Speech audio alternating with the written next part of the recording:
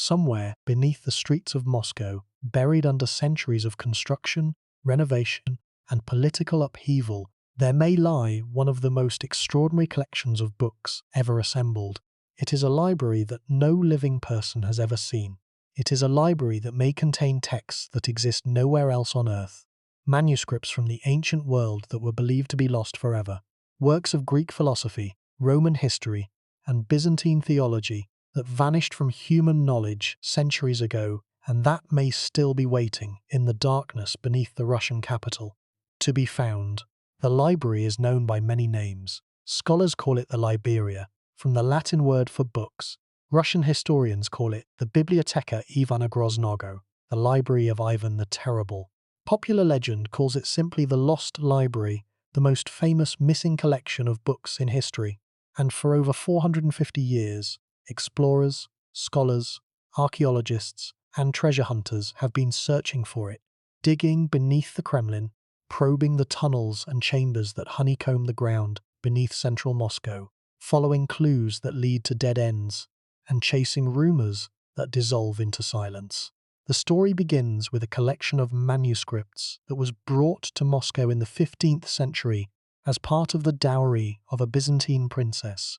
These manuscripts, according to the historical accounts, included works of extraordinary rarity and value, texts from the ancient Greek and Roman world that had been preserved in the libraries of Constantinople for over 1,000 years, and that were carried to Russia when Constantinople fell to the Ottoman Turks in 1453.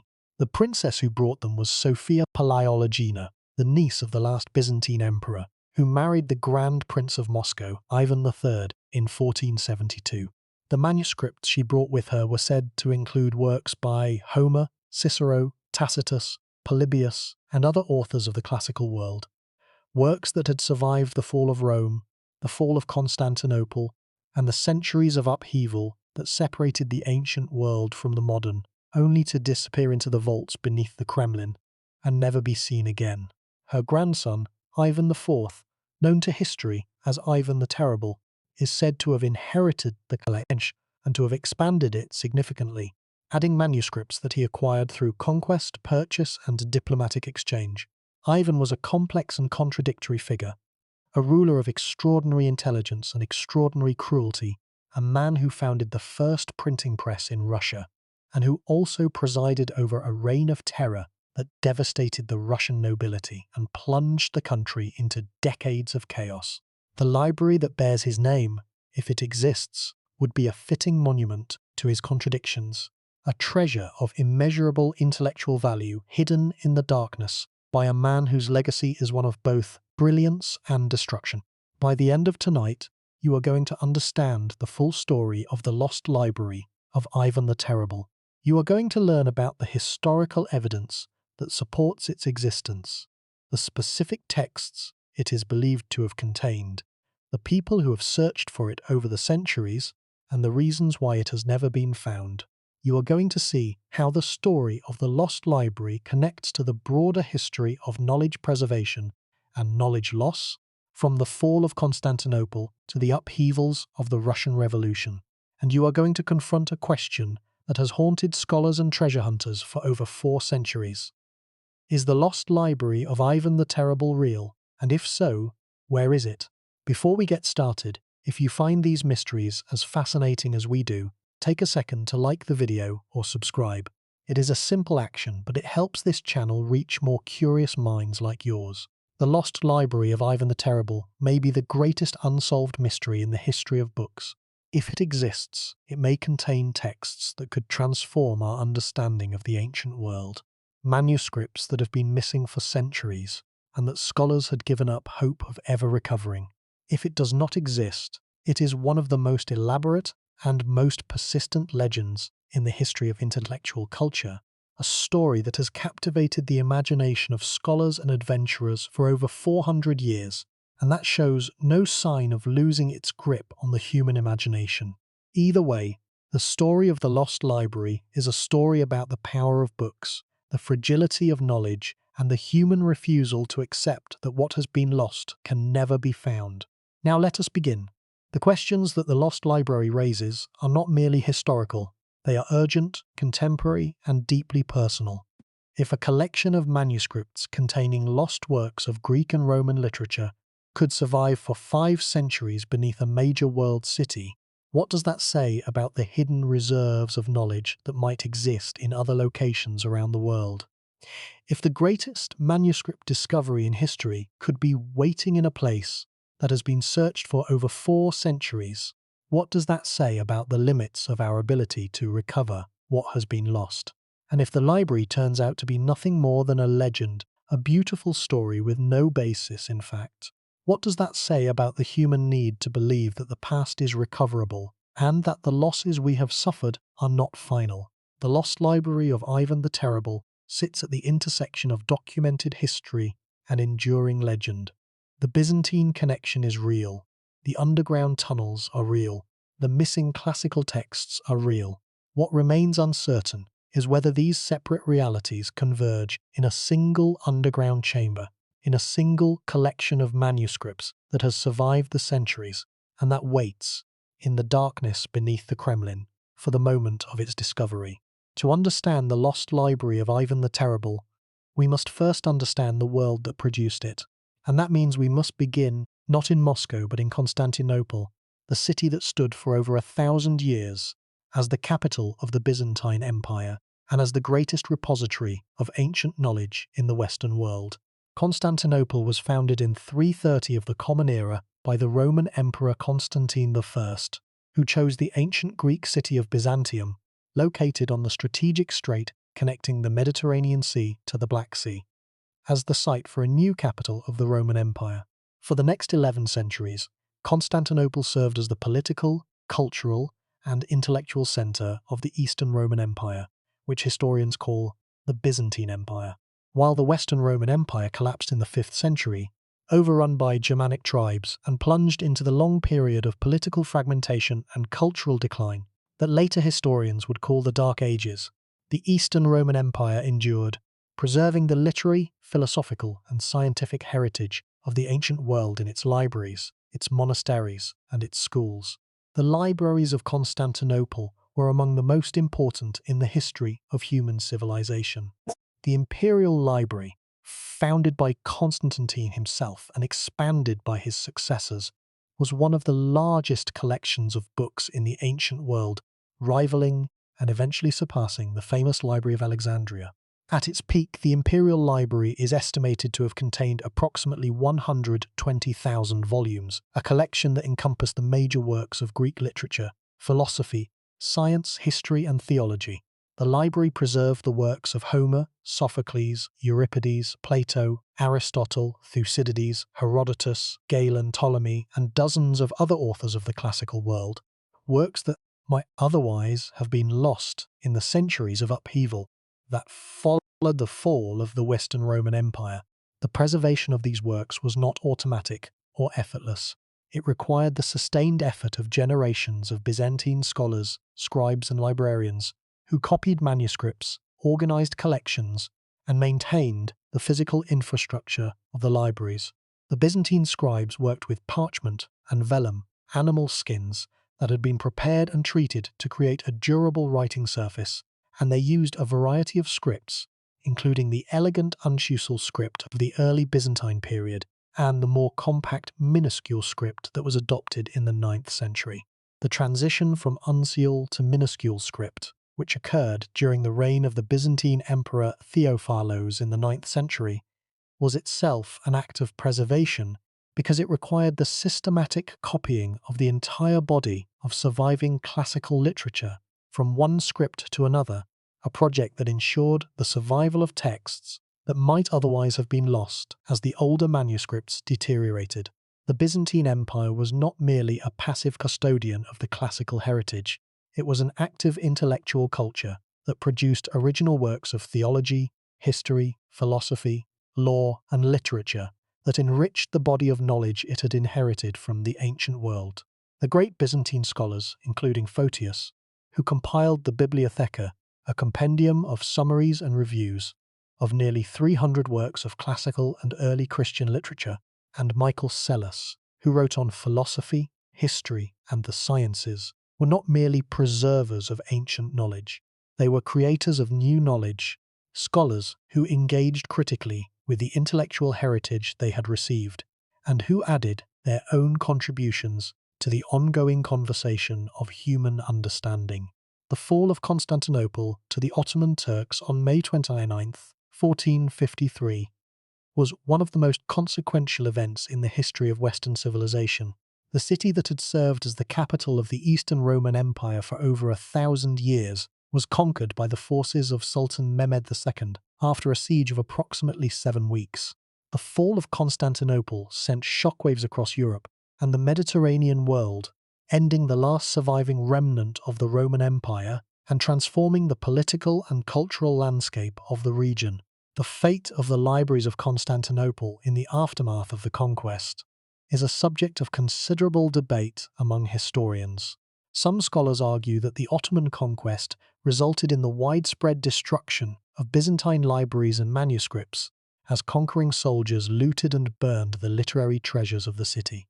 Others argue that the destruction was less extensive than is sometimes claimed, pointing to the fact that Mehmed II was himself a man of considerable intellectual curiosity, who valued learning and who took steps to preserve some of the cultural institutions of the conquered city. The truth probably lies somewhere in between. Some libraries were destroyed or damaged during the conquest. Others were preserved, at least in part, by Ottoman scholars and officials who recognized their value, and some manuscripts were carried out of the city by Byzantine refugees who fled the conquest and who brought their most precious books with them to the courts and the cities of the Christian West. The dispersal of Byzantine manuscripts in the years before and after the fall of Constantinople was one of the most important events in the intellectual history of the Renaissance. Byzantine scholars who had been in contact with Italian humanists for decades accelerated the transfer of Greek manuscripts to Italy as the threat of Ottoman conquest grew. Cardinal Bessarion, a Byzantine scholar who had converted to Roman Catholicism and who served as a papal legate, assembled a collection of over 700 Greek manuscripts that he eventually donated to the Republic of Venice, creating the nucleus of what would become the famous Bibliotheca Marciana. Other Byzantine scholars carried manuscripts to Rome, Florence, and other Italian cities, where they were studied by Renaissance humanists who were eager to recover the intellectual heritage of the ancient world. It is in this context that we must understand the story of Sophia Palaiologina and the manuscripts she is said to have brought to Moscow. Sophia was the niece of Constantine XI, the last Byzantine emperor, who died defending the walls of Constantinople during the Ottoman siege. After the fall of the city, Sophia was raised in Rome under the protection of the papacy, which had been seeking a diplomatic alliance with the Grand Principality of Moscow, the most powerful Russian state, as a potential ally against the Ottoman Empire. In 1472, Sophia married Ivan III, the Grand Prince of Moscow, in a union that was intended to strengthen the ties between Rome and Moscow, and that also served to transfer to the Russian court a portion of the prestige and the cultural heritage of the fallen Byzantine Empire. According to the legend, Sophia brought with her to Moscow a collection of manuscripts that had been preserved by the Palaiologos family, the last dynasty of Byzantine emperors, and that included works of extraordinary rarity and value. The specific contents of the collection are the subject of much speculation and little certainty, but the most persistent traditions claim that it included works by Greek and Roman authors that had been lost to the West, works that had survived in the libraries of Constantinople, but that had not been carried to Italy or to other Western European cities by the Byzantine refugees who had fled the Ottoman conquest. The significance of this claim cannot be overstated. If the manuscripts that Sophia brought to Moscow included works by classical authors that are not preserved in any other collection, their discovery would be one of the most important events in the history of classical scholarship. The known corpus of ancient Greek and Roman literature represents only a fraction of the total literary output of the classical world. The vast majority of ancient texts have been lost, destroyed by the ravages of time, war, fire, and neglect.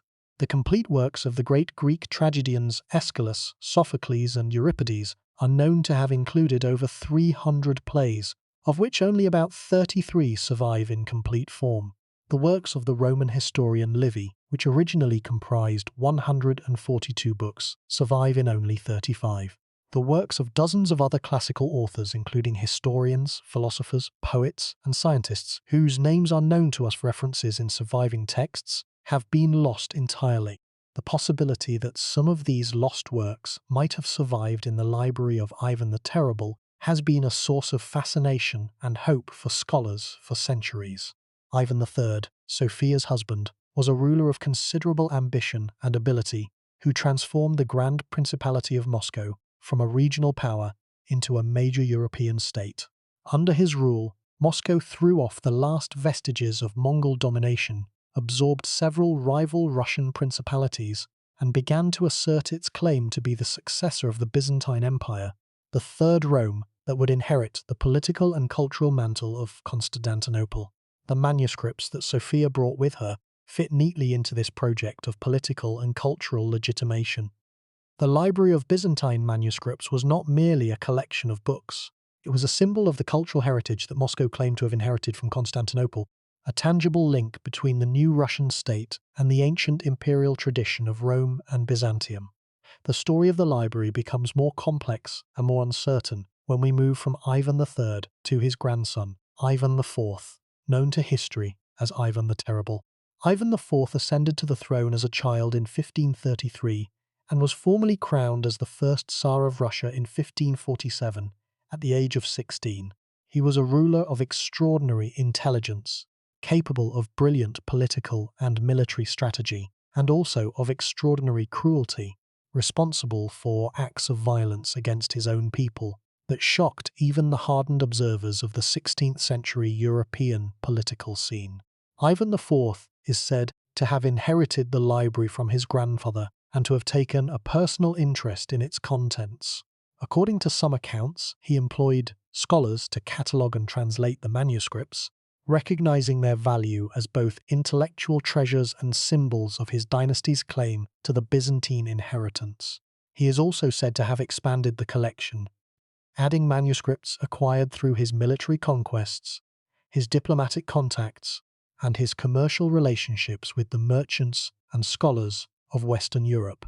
The most important piece of evidence for the contents of the library is the so-called Dabalov list, a catalogue of manuscripts that was reportedly discovered in the early 19th century by the German historian Christoph Christian Dabalov among the papers of a pastor in the Baltic city of Pernau.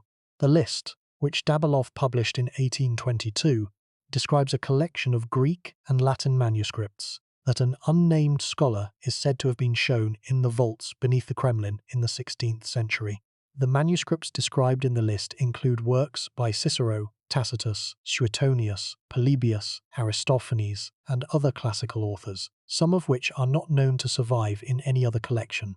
If the Dabalov list is authentic, it provides compelling evidence for the existence and the contents of the lost library. But the authenticity of the list has been questioned by scholars from the moment of its publication, and the debate over its genuineness continues to this day. The historical context of 16th century Moscow adds further complexity to the story. Ivan IV's reign was marked by periods of both cultural achievement and extreme violence. In the early years of his rule, Ivan reformed the legal system, established the first Russian printing press, and expanded the territory of the Russian state through military conquest. In the later years, he created the oprichnina, a personal domain within the Russian state that was administered by a force of secret police who carried out a campaign of terror against the Russian nobility that resulted in thousands of deaths and that devastated the social and economic fabric of the country. The chaos of the oprichnina was followed by the Time of Troubles, a period of political instability and foreign invasion that lasted from approximately 1598 to 1613, and that further disrupted the political and cultural life of Russia. The library, if it existed, would have been subject to all of these disruptions. The fires that repeatedly swept through the wooden buildings of medieval Moscow, the political upheavals that accompanied the transitions of power, the invasions and the occupations that marked the time of troubles, all of these could have damaged, destroyed, or displaced the collection. The fact that the library has never been found does not necessarily mean that it never existed. It may mean that it was destroyed by one of the many catastrophes that struck Moscow in the centuries after Ivan's death. Or it may mean that it was hidden so effectively by Ivan or by his successors that it remains concealed to this day, waiting to be discovered in the labyrinth of tunnels and chambers that lies beneath the streets of the Russian capital. The process by which classical texts survived from antiquity to the modern world is a story of extraordinary fragility and extraordinary luck. Each surviving text represents the endpoint of a chain of copying that stretches back over centuries or millennia. A text that was composed in Athens in the 5th century before the Common Era would typically have been copied onto papyrus scrolls, which deteriorated after a few centuries and needed to be recopied. The text would then have been copied onto parchment codices, the bound books that replaced scrolls in the early centuries of the Common Era. The codex would have been stored in a library, copied when it deteriorated, and transmitted from one library to another as political and cultural circumstances changed. At each stage of this process, the text was vulnerable to loss. A library could be destroyed by fire, by flood, by war, or by neglect. A monastery could be dissolved, its manuscripts scattered or destroyed. A scribe could choose not to copy a particular text, preferring to devote his time and his materials to a text that he considered more important or more relevant. The survival of any classical text to the present day is therefore the result of a long series of fortunate accidents, a chain of human decisions, and natural circumstances that could easily have been different. The transmission of texts from Constantinople to other parts of the world was one of the most important channels of survival for the classical heritage. The libraries of Constantinople preserved texts that had been lost in the Western world for centuries, and the dispersal of these texts in the years surrounding the fall of Constantinople brought many of them back into the mainstream of Western intellectual life. The humanists of the Italian Renaissance were electrified by the arrival of Greek manuscripts from Constantinople, which contained works of philosophy, history, and literature that had been unknown in the Latin West for centuries. The recovery of these texts was one of the driving forces of the Renaissance, inspiring new approaches to philosophy, science, literature, and the arts that transformed the intellectual landscape of Europe. The manuscripts that Sophia Palaiologina is said to have brought to Moscow, if they existed, represent a branch of this dispersal that diverged from the main Italian channel. While the majority of Byzantine manuscripts that survived the fall of Constantinople ended up in Italy, where they were studied by the humanists of the Renaissance, the manuscripts that went to Moscow would have been cut off from the mainstream of Western scholarship. Russia, in the 15th century, was culturally and intellectually isolated from the rest of Europe, and the Greek manuscripts that may have arrived in Moscow would have been inaccessible to the Western scholars who were transforming the intellectual life of the continent. The manuscripts would have been preserved, if they were preserved, in a cultural environment that did not have the scholarly infrastructure to study them, translate them, or appreciate their full significance.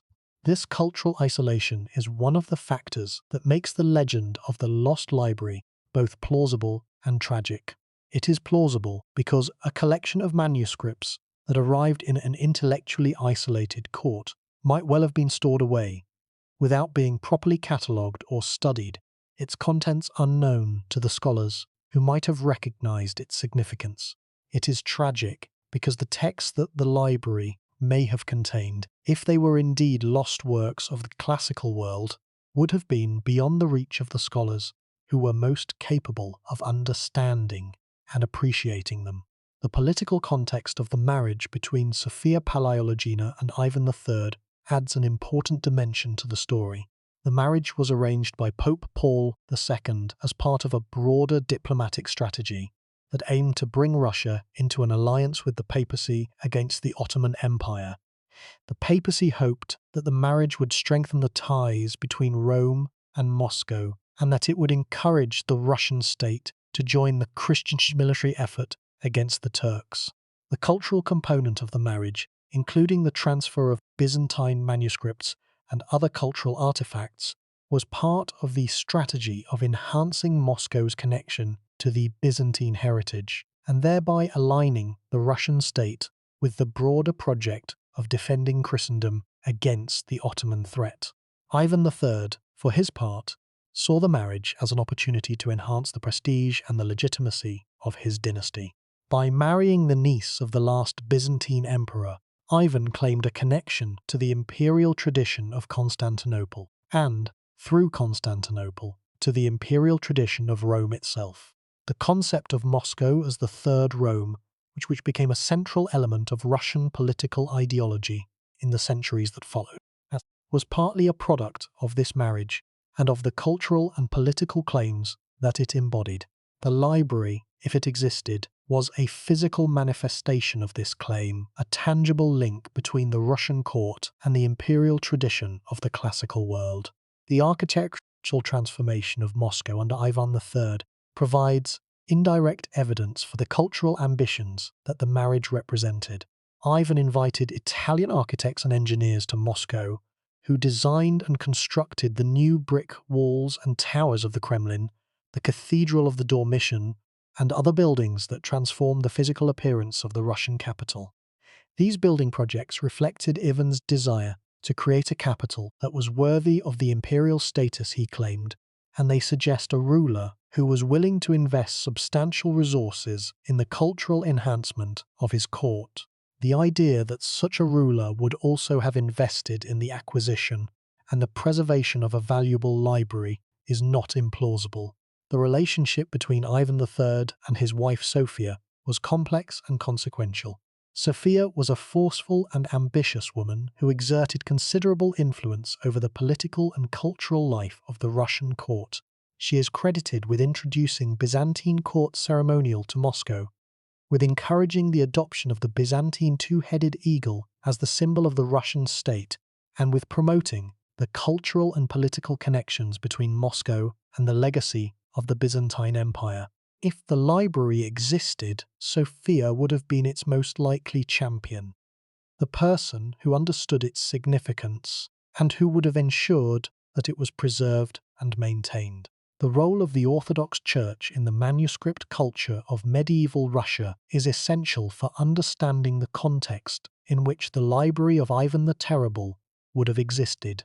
The Russian Orthodox Church was the primary institution of literacy in medieval Russia, and the monasteries that it maintained were the primary centers of manuscript production, preservation, and study.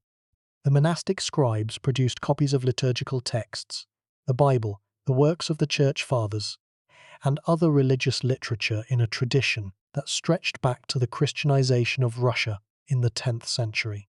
The monastic libraries of Russia, including the great libraries of the Trinity Sergius Monastery near Moscow and the Solovetsky Monastery on the White Sea, contained substantial collections of religious manuscripts that were among the most important cultural treasures of the Russian state. The relationship between the secular collection attributed to Ivan the Terrible and the ecclesiastical manuscript tradition is a complex one. The Byzantine manuscripts that Sophia Paleologina is said to have brought to Moscow would have been primarily classical and secular in character, including works of philosophy, history, and literature that were distinct from the religious texts that dominated the Russian manuscript tradition. The presence of such a collection in the Kremlin would have created a cultural anomaly, a cache of non-religious texts in a society that was overwhelmingly oriented toward religious literacy. This cultural mismatch may help to explain why the collection, if it existed, was not widely known or studied. The Russian scholarly community of the 15th and 16th centuries simply did not have the expertise or the interest to engage with a collection of classical Greek and Latin manuscripts. The contrast with Italy is instructive. In Italy, the arrival of Greek manuscripts from Constantinople was greeted with enthusiasm by a community of humanist scholars who had been eagerly awaiting the recovery of the classical heritage. The Italian humanists had the linguistic skills, the scholarly infrastructure, and the cultural motivation to study the Greek manuscripts that arrived from Constantinople and their engagement with these texts produced the intellectual revolution that we call the Renaissance. In Russia, no comparable community of humanist scholars existed. The Greek manuscripts that may have arrived in Moscow would have been linguistically inaccessible to the vast majority of Russian literate people, who could read Slavonic but not Greek, and the cultural framework within which these texts might have been appreciated was simply not present. The figure of Maximus the Greek, who was invited to Moscow specifically because of his ability to read and translate Greek texts, illustrates both the potential and the limitations of Russian engagement with the Byzantine manuscript heritage. Maximus was a trained scholar with the expertise to appreciate the significance of a collection of Greek manuscripts, but he was also a foreigner in a court that was suspicious of foreign influence, and his career in Russia was marked by conflict, imprisonment, and persecution. Maximus was eventually accused of heresy and political subversion, convicted and confined to a monastery, where he spent the remainder of his life. His fate suggests that the Russian court, despite its cultural ambitions, was not a hospitable environment for the kind of scholarly engagement that the Byzantine manuscripts would have required. The physical geography of the Kremlin and its surroundings is relevant to the question of where the library might have been stored. The Kremlin occupies a roughly triangular site on a hill above the Moskva River, bounded on two sides by the river and its tributary, the Neglinaya, which was later enclosed in an underground channel. The fortress has been rebuilt and modified numerous times over the centuries, with major construction projects under Ivan III in the late 15th century, under various Tsars in the 16th and 17th centuries, and under the Soviet government in the 20th century. Each of these construction projects altered the underground geography of the site, creating new tunnels and chambers, blocking old passages, and complicating the task of mapping the subterranean network.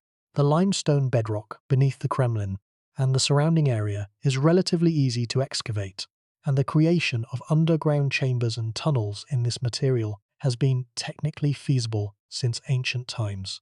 The medieval builders of the Kremlin took advantage of this geological characteristic to create an extensive network of underground structures, including water supply tunnels, drainage channels, storage vaults, and secret passages that connected different parts of the fortress complex. Some of these structures have been documented by archaeologists and engineers, while others remain unmapped and unexplored. The scale of the underground network is considerable. Estimates of the total length of tunnels and passages beneath the Kremlin and the immediately surrounding area range from several hundred meters to several kilometers, depending on which structures are included in the count. The network includes passages at multiple levels, with some tunnels located just a few meters below the surface and others extending to depths of 10 meters or more. The complexity and the extent of the network mean that there are numerous locations within it where a collection of manuscripts could potentially be concealed, and the incompleteness of the existing surveys means that the possibility of undiscovered chambers cannot be ruled out. The concept of the Third Rome deserves further exploration because it provides the ideological framework within which the legend of the lost library makes the most sense. The idea that Moscow was the successor to Rome and Constantinople, the third and final capital of the Christian Empire, was articulated in the early 16th century by the Russian monk Philotheus of Pskov, who wrote to the Grand Prince Vasily III that 2 Romes have fallen, the third stands, and a fourth there will not be.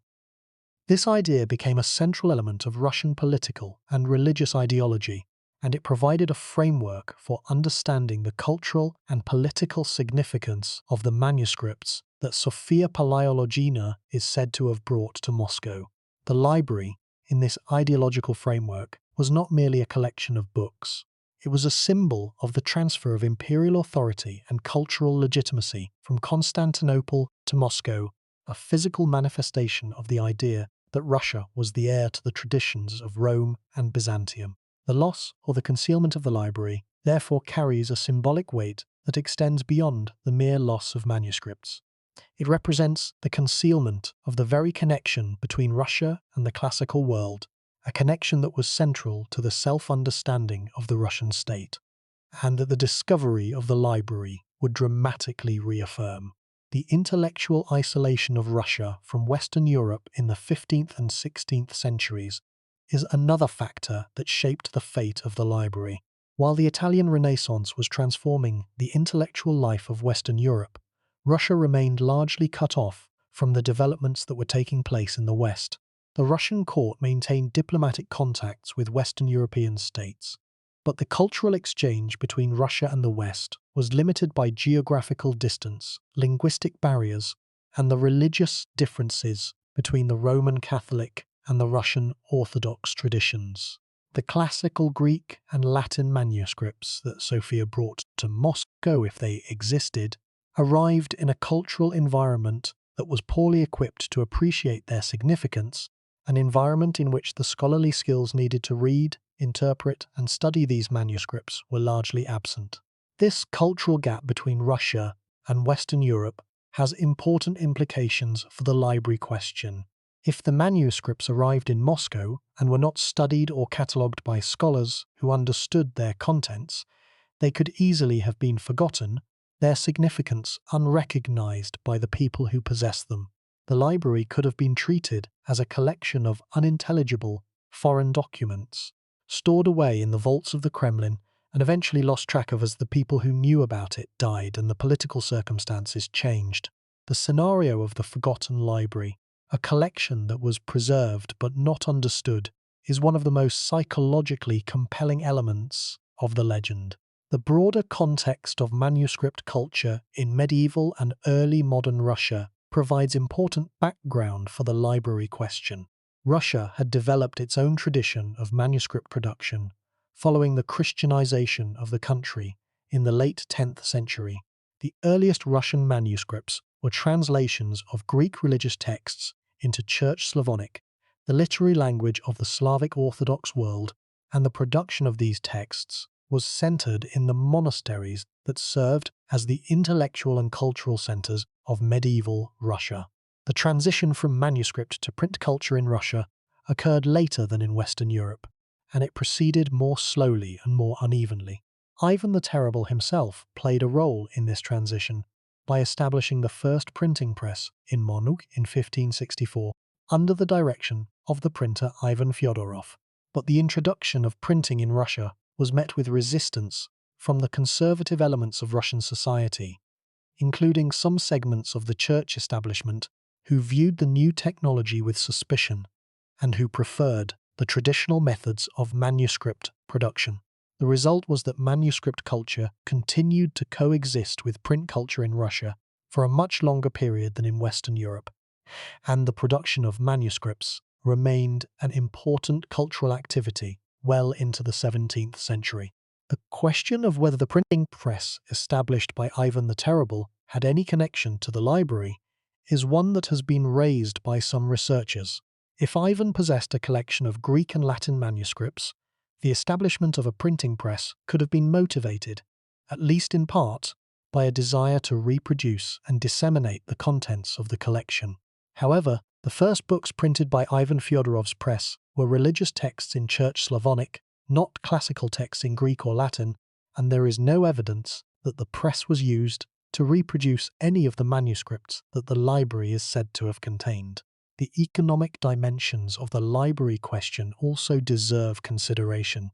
The Byzantine manuscripts that Sophia Palaiologina is said to have brought to Moscow would have been extremely valuable objects by the standards of the 15th century.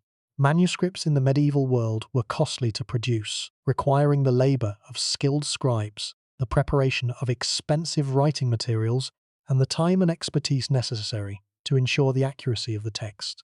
A collection of several hundred or more manuscripts, as the legend describes, would have represented a significant economic investment comparable in value to a major building project or a military campaign.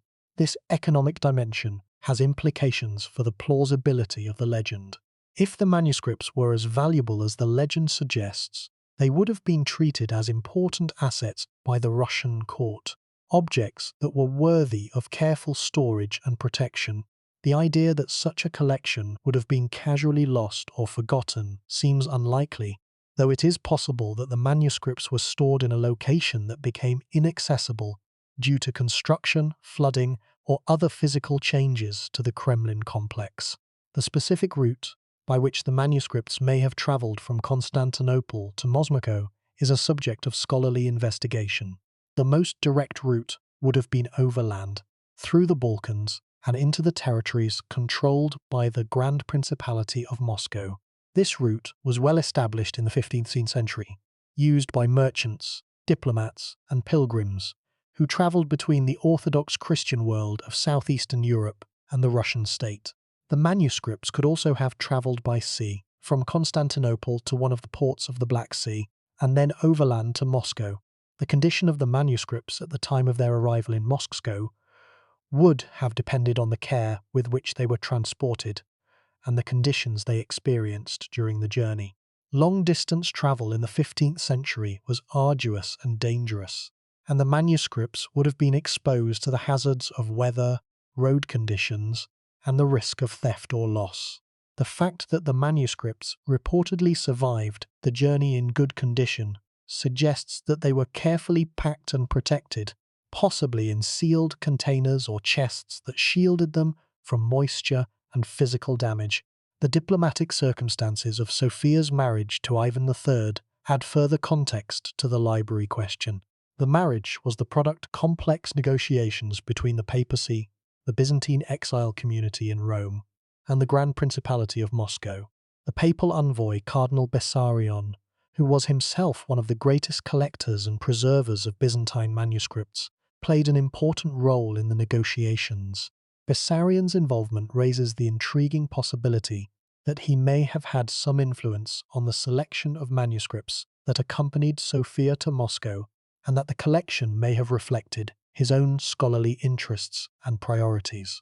The role of Bessarion in the manuscript dispersal from Constantinople is well documented.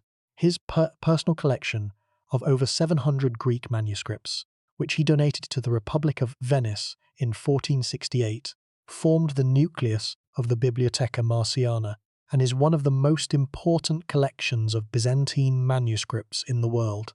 Bessarion was deeply committed to the preservation of the classical heritage, and he understood the importance of ensuring that Byzantine manuscripts were distributed to multiple locations, so that the loss of any single collection would not result in the complete disappearance of the texts it contained. The possibility that Bessarion influenced the selection of manuscripts that went to Moscow is speculative, but it is consistent with his known concerns about the preservation of the classical heritage. The transmission of texts from the ancient world to the medieval world followed different paths for Greek and Latin literature, and understanding these paths is essential for evaluating the plausibility of the Dablov list. Latin texts were transmitted primarily through the monasteries of Western Europe, where monks copied manuscripts as part of their religious duties, and where libraries accumulated collections of both religious and secular texts. Greek texts, by contrast, were transmitted primarily through the libraries and schools of the Byzantine Empire, which preserved the Greek literary and philosophical heritage in its original language. The distinction between the Greek and Latin transmission paths is important because the Dablov list includes works in both languages. The inclusion of Latin works, such as the orations of Cicero and the histories of Livy, is somewhat more difficult to explain than the inclusion of Greek works, because Latin texts were more typically found in the libraries of Western Europe than in the libraries of Constantinople. However, the libraries of Constantinople did contain some Latin texts, particularly works that had been translated from Latin into Greek, or that were of interest to Byzantine scholars for their historical or literary significance. The presence of Latin texts in a Byzantine collection that was brought to Moscow is therefore possible, though it would be unusual. The question of how the manuscripts would have been stored in the Kremlin is relevant to the assessment of their potential survival. The most likely storage method would have been in chests or cabinets placed in a secure room, possibly in the basement or cellar level of one of the Kremlin buildings. The stone and brick construction of the Kremlin buildings, which were rebuilt by Italian architects in the late 15th century, would have provided some protection against fire, and the below-ground storage areas would have been cooler and darker than the upper floors, conditions that would have been favourable for the preservation of parchment manuscripts. However, the storage conditions would also have been subject to the risks that are inherent in any below-ground storage environment in a northern climate. The freeze-thaw cycles of the Moscow winter, the spring flooding that is common in the river valley where the Kremlin is located, and the general dampness of underground environments in northern Russia would all have posed threats to the preservation of parchment manuscripts. The question of whether the manuscripts could have survived these conditions for 500 years is one that can only be answered definitively by examining the manuscripts themselves, if they exist. The architectural history of the Kremlin is directly relevant to the question of where the library might be hidden. The Kremlin has been rebuilt and modified numerous times over its history, with each major construction project potentially altering the underground geography of the site. The most significant rebuilding occurred under Ivan III in the late 15th century, when the Italian architects Aristotele Fioravanti, Pietro Antonio Solari, and Marco Ruffo designed and constructed the new walls, towers, and cathedrals that define the Kremlin's present appearance. These architects were experienced in the construction of underground structures, and they may have created vaults and passages that could have been used to store the library. Later construction projects, including the building of the Grand Kremlin Palace in the 1830s and 40s under Tsar Nicholas I, and the demolition and reconstruction of several Kremlin buildings under the Soviet government in the 1930s, further modified the underground landscape. Each of these projects involved excavation and foundation work that might have exposed or sealed previously existing underground chambers.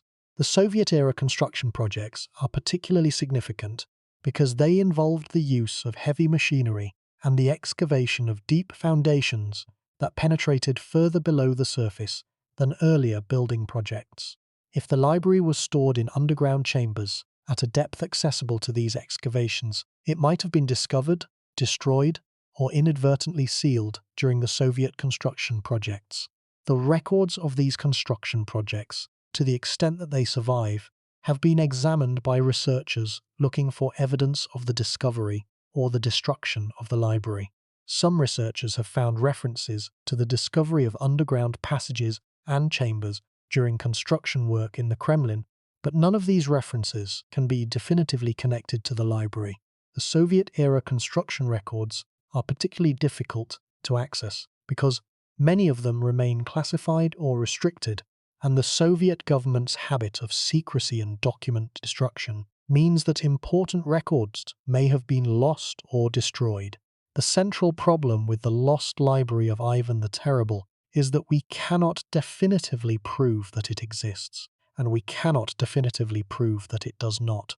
The evidence for its existence is suggestive but not conclusive. The evidence against its existence is substantial but not definitive. The result is a mystery that has resisted resolution for over 4 centuries, and that continues to generate debate among historians, archaeologists, and amateur investigators to this day. Let us begin with the evidence for the existence of the library. The most important piece of evidence is the historical connection between the Palaiologos family and the Grand Principality of Moscow. The marriage of Sophia Palaiologina to Ivan III is a documented historical fact, and it is entirely plausible that Sophia brought valuable manuscripts with her to Moscow as part of her dowry. The Byzantine imperial family had access to the libraries of Constantinople, and the dispersal of Byzantine manuscripts to various Western European destinations in the years surrounding the fall of Constantinople is well documented. The transfer of manuscripts to Moscow as part of a royal marriage is consistent with the broader pattern of manuscript dispersal that characterized this period. The second piece of evidence is the testimony of a 16th century visitor to Moscow, a man named Maximus the Greek. Maximus, also known as Maxim Grek, was a Greek scholar who had been educated in Italy, where he had studied under some of the leading humanists of the Renaissance, including the printer Aldus Manutius. In 1518, Maximus was invited to Moscow by Vasily III, the son of Ivan III and the father of Ivan the Terrible, to translate Greek religious texts into Slavonic. According to later accounts, Maximus was shown the collection of Greek manuscripts that had been brought to Moscow by Sophia Palaiologina, and he reportedly expressed astonishment at the size and the quality of the collection, describing it as containing works of extraordinary rarity and value. The testimony of Maximus the Greek is significant because he was a trained scholar with the expertise to evaluate a collection of Greek manuscripts. If his account is accurate, it provides strong evidence that a substantial collection of Greek manuscripts existed in Moscow in the early 16th century. But the account raises questions as well. The primary sources that describe Maximus's encounter with the library are not contemporary. They are later accounts, written decades or even centuries after the event, and they may have been embellished or distorted in the retelling. The reliability of these accounts is a central issue in the debate over the existence of the library. The Dablov list, which we mentioned earlier, is the most specific piece of evidence for the contents of the library. The list describes a collection of approximately 800 manuscripts in Greek and Latin, including works by classical authors that are not known to survive in any other collection. The list includes works by Cicero, including orations and letters that have been lost, works by the Roman historian Tacitus, including portions of his histories and annals that are missing from the surviving manuscripts, works by the comic playwright Aristophanes, including plays that have been lost, and works by other classical authors whose writings have been partially or entirely lost. But here is the problem. The Dablov list is a deeply problematic document. It was not discovered in a Russian archive or in a collection of documents with a clear and verifiable provenance. It was found, according to Dablov, among the papers of a deceased pastor in a Baltic city, and the circumstances of its discovery raise questions about its authenticity. The list itself does not identify the scholar who compiled it, the date on which it was compiled, or the circumstances under which the scholar was shown the manuscripts.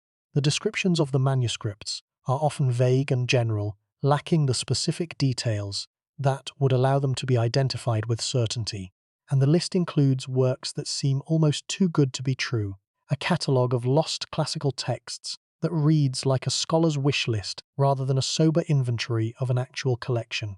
The question of the Dablov list's authenticity has divided scholars since its publication. Some scholars have accepted the list as genuine, arguing that its contents are plausible and that the circumstances of its discovery, while unusual, are not inherently suspicious. Others have rejected the list as a forgery, arguing that it was fabricated either by Dablov himself or by someone else who wished to promote the legend of the lost library. Still others have taken a middle position, arguing that the list may be based on a genuine document that has been altered or embellished in the process of transmission. And it gets worse. Even if the Dablov list is authentic, it does not prove that the library still exists. It would prove only that the library existed at the time when the list was compiled, which was presumably sometime in the 16th century. The library could have been destroyed by any of the catastrophes that struck Moscow in the centuries that followed, including the Great Fires of 1547 and 1626, the Polish-Lithuanian occupation of Moscow during the time of troubles in 1610 through 1612, or the French occupation of Moscow in 1812, when Napoleon's army occupied the city and vast areas were consumed by a devastating fire. The fires that periodically swept through Moscow pose a particular challenge to the theory that the library has survived. Medieval Moscow was largely constructed of wood, and the city was subject to frequent and devastating fires that destroyed entire neighborhoods and sometimes entire districts.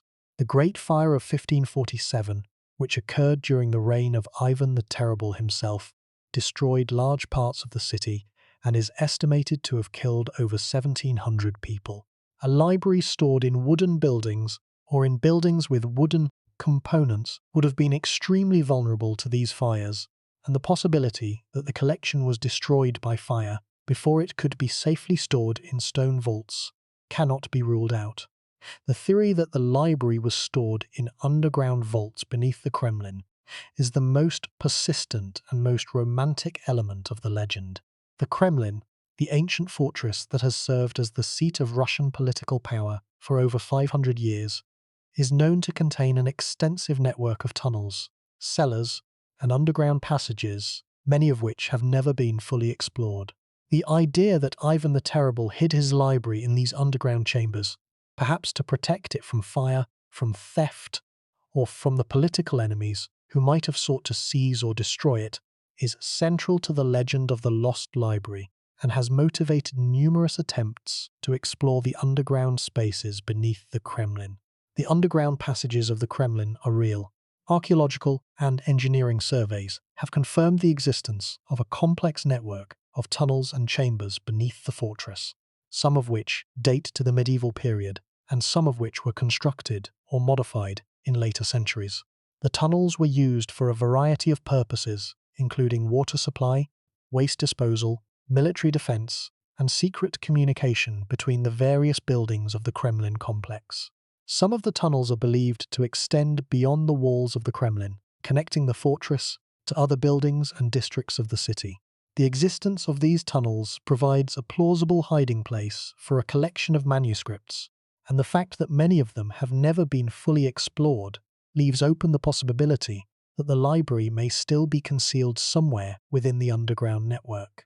The searches for the library have been numerous and varied.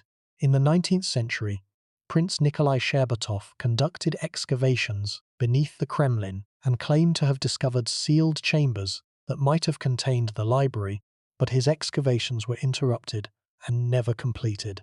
In the early 20th century, the archaeologist Ignatius Steletsky devoted decades of his life to the search for the library, conducting extensive research and lobbying the Soviet government for permission to excavate beneath the Kremlin. Steletsky was convinced that the library existed and that it was hidden in the underground passages beneath the Kremlin, and he developed detailed theories about where it might be located. But his efforts were repeatedly frustrated by bureaucratic obstacles, political upheavals, and the practical difficulties of excavating beneath one of the most heavily guarded buildings in the world. The Soviet era added new complications to the search. The Kremlin, which served as the seat of Soviet power from 1918 onward, was one of the most secure and most secretive buildings in the world, and access to its underground passages was strictly controlled by the security services. The possibility that the Soviet authorities might have discovered the library during construction or renovation projects and kept its existence secret has been the subject of much speculation. Some researchers have suggested that the library was discovered during the construction of the Moscow metro system in the 1930s, when extensive tunneling was carried out in the area around the Kremlin. Others have suggested that it was discovered during the renovation of the Kremlin itself, which has undergone numerous construction projects over the decades. But there is no credible evidence to support these claims, and they remain in the realm of speculation. The question of whether the library existed is complicated by the broader question of what we mean by a library. In the context of 15th and 16th century Russia, the Grand Princes and Tsars of Moscow certainly possessed books. The Russian state had its own tradition of manuscript production, centered in the monasteries and the ecclesiastical institutions that were the primary centers of literacy in medieval Russia. The Tsars also received books as diplomatic gifts, purchased them from foreign merchants, and acquired them through military conquest. The existence of a collection of books in the Kremlin is therefore not in doubt. What is in doubt is the nature and the extent of that collection, and, in particular, whether it included the extraordinary cache of Byzantine, Greek, and Latin manuscripts that the legend describes. But here is what makes this truly terrifying. If the library exists, and if it contains the texts that the Dabilov list describes, its discovery would transform our understanding of the classical world. The lost works of Tacitus, Cicero, Aristophanes, and other classical authors that are listed in the Dabilov catalogue include some of the most sought-after texts in the history of classical scholarship. Their recovery would be the greatest manuscript discovery since the unearthing of the Dead Sea Scrolls, perhaps the greatest in the entire history of Western scholarship. The knowledge that such a treasure might exist, buried beneath one of the most famous buildings in the world, and that it might have survived for over 5 centuries, is both electrifying and tormenting. It is the ultimate scholarly what-if, a possibility that is too tantalizing to dismiss and too uncertain to rely upon. The testimony of other 16th century visitors to Moscow provides additional context for the library question, even if none of them provides definitive confirmation of the library's existence. The German diplomat Sigismund von Herberstein, who visited Moscow in 1517 and again in 1526, wrote a detailed account of Russian life and politics that is one of the most important Western sources for the study of 16th century Russia. Herberstein does not mention the library specifically, but his account describes the wealth and the cultural ambitions of the Russian court in terms that are consistent with the existence of a valuable manuscript collection. The English merchant and diplomat Giles Fletcher, who visited Moscow in 1588, approximately 4 years after Ivan the Terrible's death, wrote an account of Russian society that is similarly valuable as a source for the period. Fletcher describes the cultural life of the Russian court and the role of the Russian Orthodox Church in the preservation and the production of manuscripts. His account does not mention the specific library that the legend describes, but it provides evidence for the broader context of manuscript culture in 16th century Russia. The absence of direct references to the library in the accounts of foreign visitors is significant but not conclusive. If Ivan had hidden the library, as the legend claims, he would presumably not have shown it to foreign diplomats and merchants. The secrecy that characterizes the legend is consistent with the culture of the Russian court in the 16th century, where political information and state secrets were closely guarded, and where access to the inner sanctums of the Kremlin was strictly controlled. The manuscript culture of 16th century Russia was centered in the monasteries and the ecclesiastical institutions that were the primary producers and consumers of books.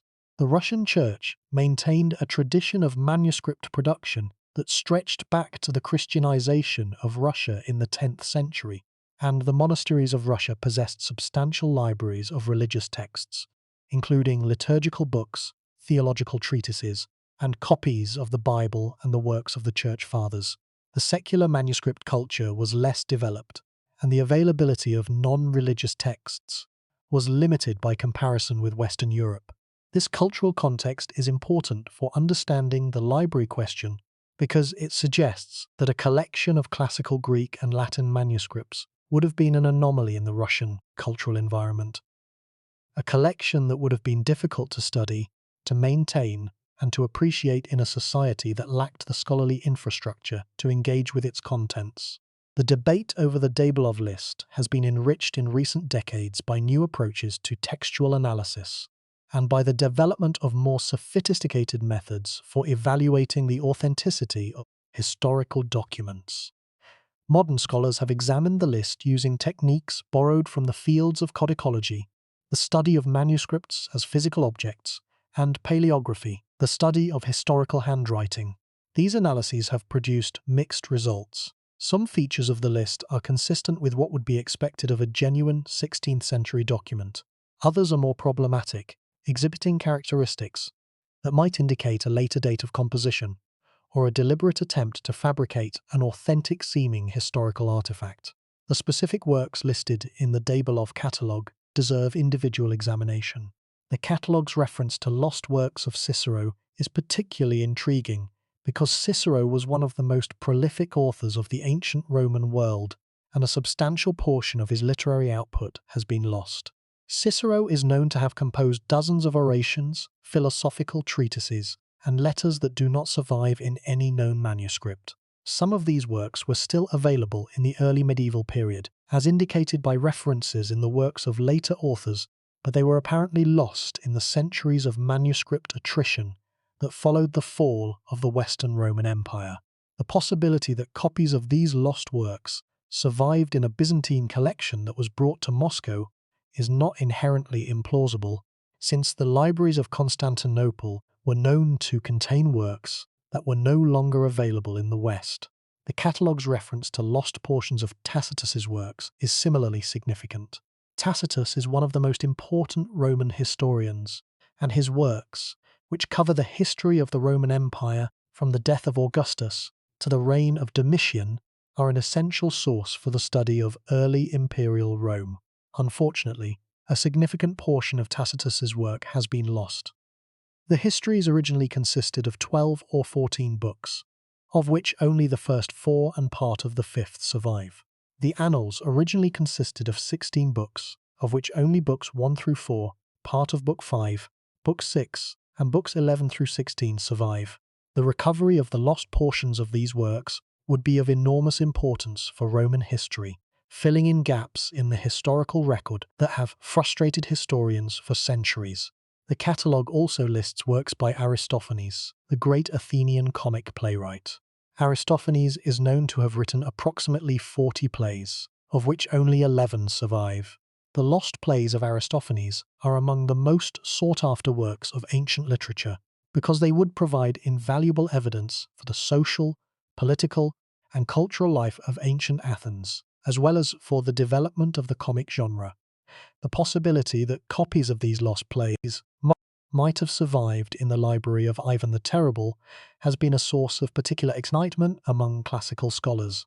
The question of what happened to the library after the death of Ivan the Terrible in 1584 is one of the most critical and most difficult questions in the investigation. Ivan's death was followed by a period of political instability that lasted for nearly 3 decades, and that produced conditions that were extremely unfavourable for the preservation of valuable cultural artifacts. Ivan's son and immediate successor, Fyodor I, was a pious but politically weak ruler who delegated much of the business of government to his brother-in-law, Boris Godunov. Fyodor died without an heir in 1598, and Boris Godunov was elected Tsar by a national assembly, an event that was contested by other claimants to the throne, and that set the stage for the political chaos of the Time of Troubles. The Time of Troubles, which lasted from approximately 1598 to 1613, was one of the most turbulent and most destructive periods in Russian history. During this period, Russia experienced a succession crisis, a civil war, a famine that killed approximately a third of the population, and 2 invasions by Polish-Lithuanian forces, one of which resulted in the occupation of Moscow and the installation of a Polish garrison in the Kremlin. The Polish occupation of the Kremlin, which lasted from 1610 to 1612, was accompanied by looting and damage to the buildings of the fortress complex. Some accounts describe the Polish soldiers stripping lead from the roofs of Kremlin buildings to use as ammunition, and it is reasonable to assume that any valuable objects that were accessible to the occupiers would have been seized. The question is whether the library, if it was stored in underground vaults, would have been accessible to the Polish occupiers. If the library was hidden in sealed chambers that were known only to the Tsar and a small circle of trusted advisors, it might have escaped detection during the Polish occupation. The secrecy of the hiding place, which is one of the central elements of the legend, could have protected the library from the looters, just as it has protected it, or hidden it, from the searchers who have been looking for it in the centuries since. The Romanov dynasty, which came to power in 1613 and which ruled Russia for the next 300 years, inherited a country that had been devastated by the Time of Troubles. The new dynasty's immediate priorities were political stabilization, economic recovery, and military defense, and the question of a hidden library in the vaults beneath the Kremlin may not have been a high priority. The Romanovs undertook extensive construction and renovation projects in the Kremlin, projects that altered the underground geography of the site, and that may have inadvertently sealed or destroyed access to the chambers where the library might have been stored. The role of fire in the history of Moscow cannot be overstated when evaluating the probability that the library has survived. The history of Moscow is, in many ways, a history of fire. The city, which was largely constructed of wood until the 18th century, was subject to devastating fires that occurred with alarming regularity. The Great Fire of 1445 destroyed much of the Kremlin. The fire of 1493 destroyed a large part of the city. The fire of 1508 destroyed the eastern part of the city. The fire of 1547, which we have already mentioned, destroyed the Kremlin and large parts of the surrounding city. The fire of 1571, which was set by the Crimean Tatars during their invasion of Moscow, destroyed most of the city's buildings. The fire of 1626 destroyed the Kremlin again, and the fire of 1812, which accompanied Napoleon's occupation, destroyed approximately 3/4 of the city. The cumulative probability that a collection of manuscripts stored in the Kremlin could have survived all of these fires is extremely low unless the collection was stored in a location that was protected from fire, such as a sealed underground vault with stone walls and a stone ceiling. The theory that the library was stored in such a vault is central to the legend, and it is the only scenario under which the library could plausibly have survived the repeated fires that devastated the city over the centuries. The question is whether such a vault exists, and if so, whether the manuscripts it contains have been preserved in readable condition. The conditions required for the long-term preservation of parchment manuscripts are specific but not extreme. Parchment is more durable than paper and can survive for centuries under favourable conditions. The ideal conditions for parchment preservation include a stable temperature, moderate humidity, the absence of light, and the absence of insects and rodents. Underground vaults could potentially provide some of these conditions, particularly stable temperature and the absence of light. But underground environments in a city like Moscow, which has a high water table and which is subject to seasonal flooding, could also subject manuscripts to moisture damage, which is one of the most destructive threats to parchment preservation. The role of the Italian architects who rebuilt the Kremlin under Ivan III is relevant to the library question because they are known to have constructed underground structures as part of their work. The architect Aristotele Fioravanti, who designed the Cathedral of the Dormition in the Kremlin, is known to have had experience with underground construction, and it is possible that he or other Italian architects working in Moscow were involved in the creation of underground vaults that could have been used to store the library.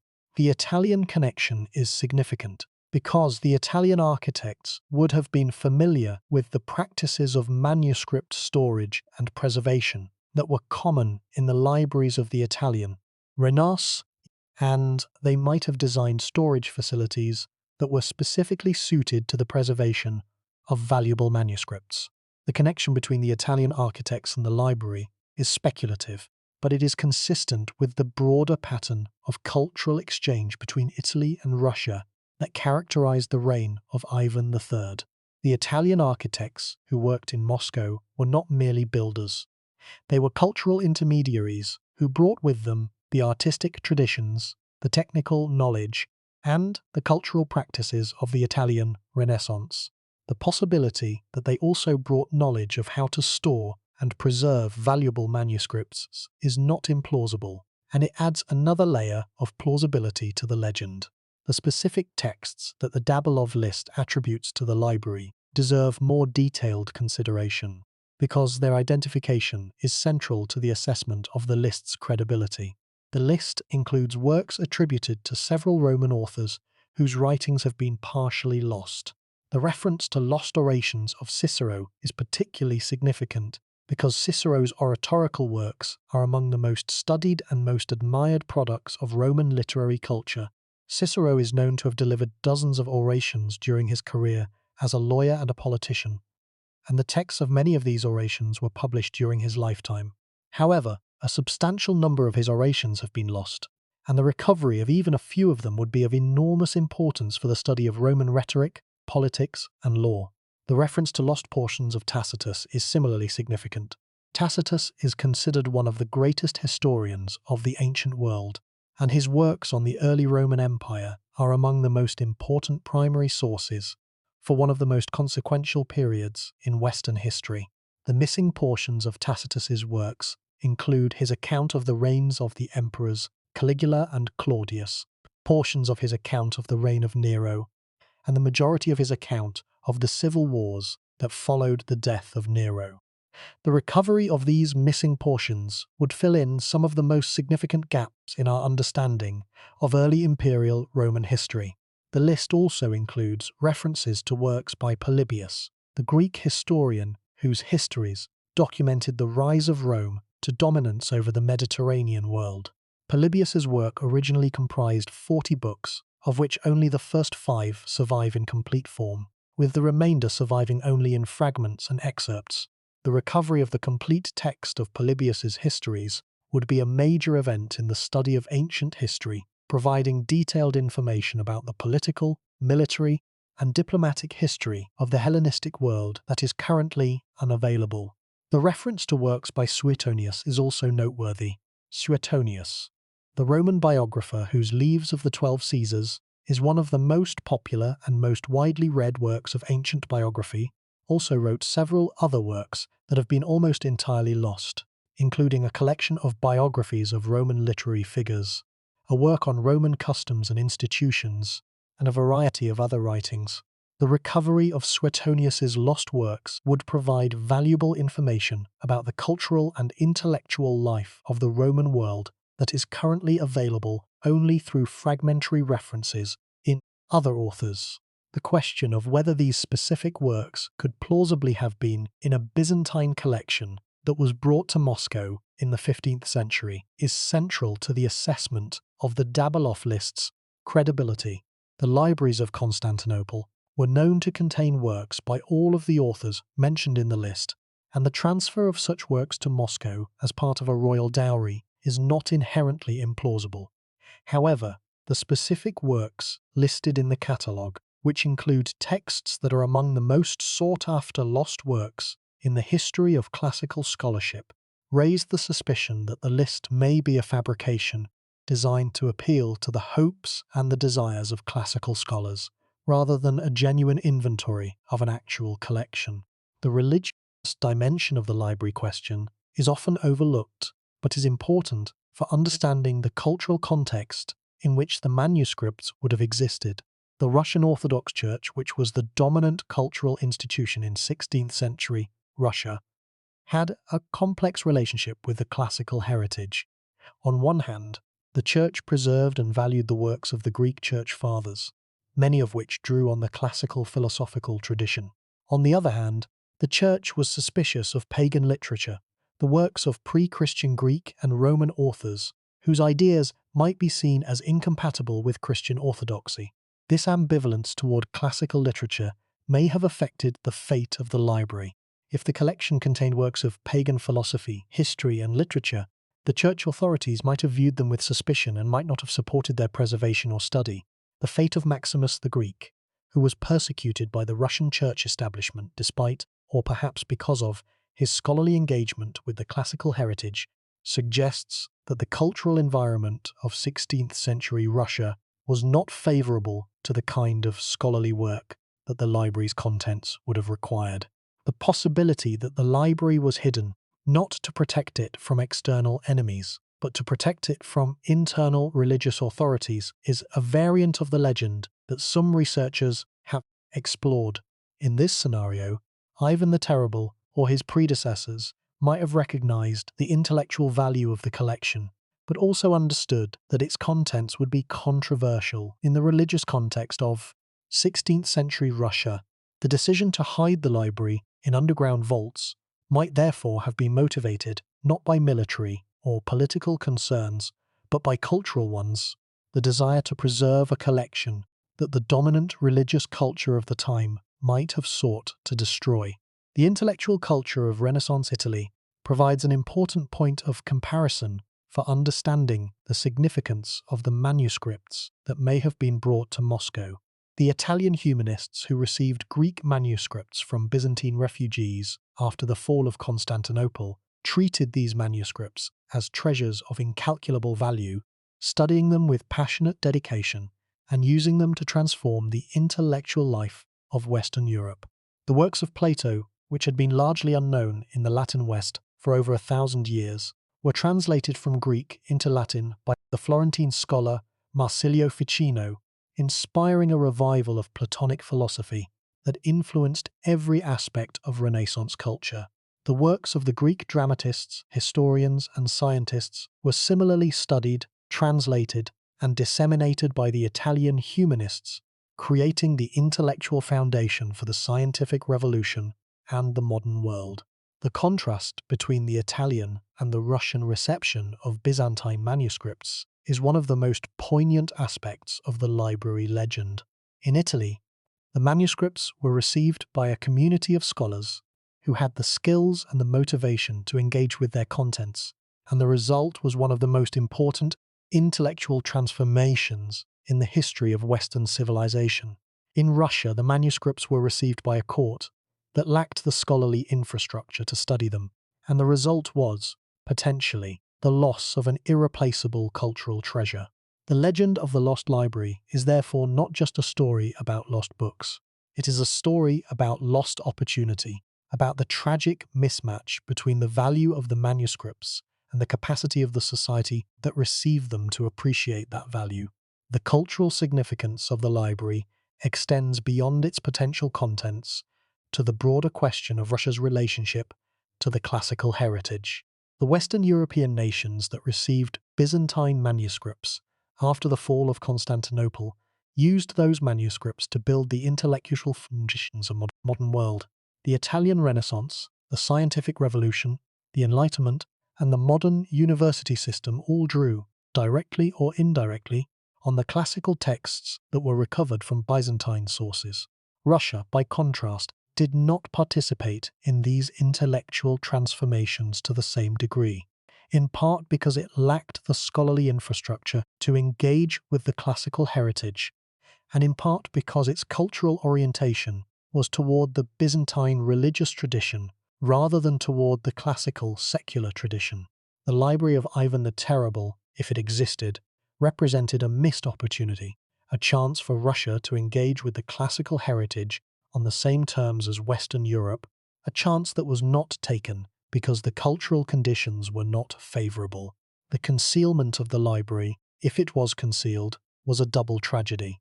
A tragedy because the manuscripts were removed from circulation and could not contribute to the development of Russian intellectual life, and a tragedy because the manuscripts' potential contribution to the broader project of classical recovery was lost along with them. The broader pattern of knowledge loss that the library legend illustrates is a pattern that extends far beyond Russia or the classical world. The destruction or concealment of valuable manuscripts is a recurring theme in the history of human civilization, a theme that reflects the fundamental tension between the desire to preserve knowledge and the forces that threaten to destroy it.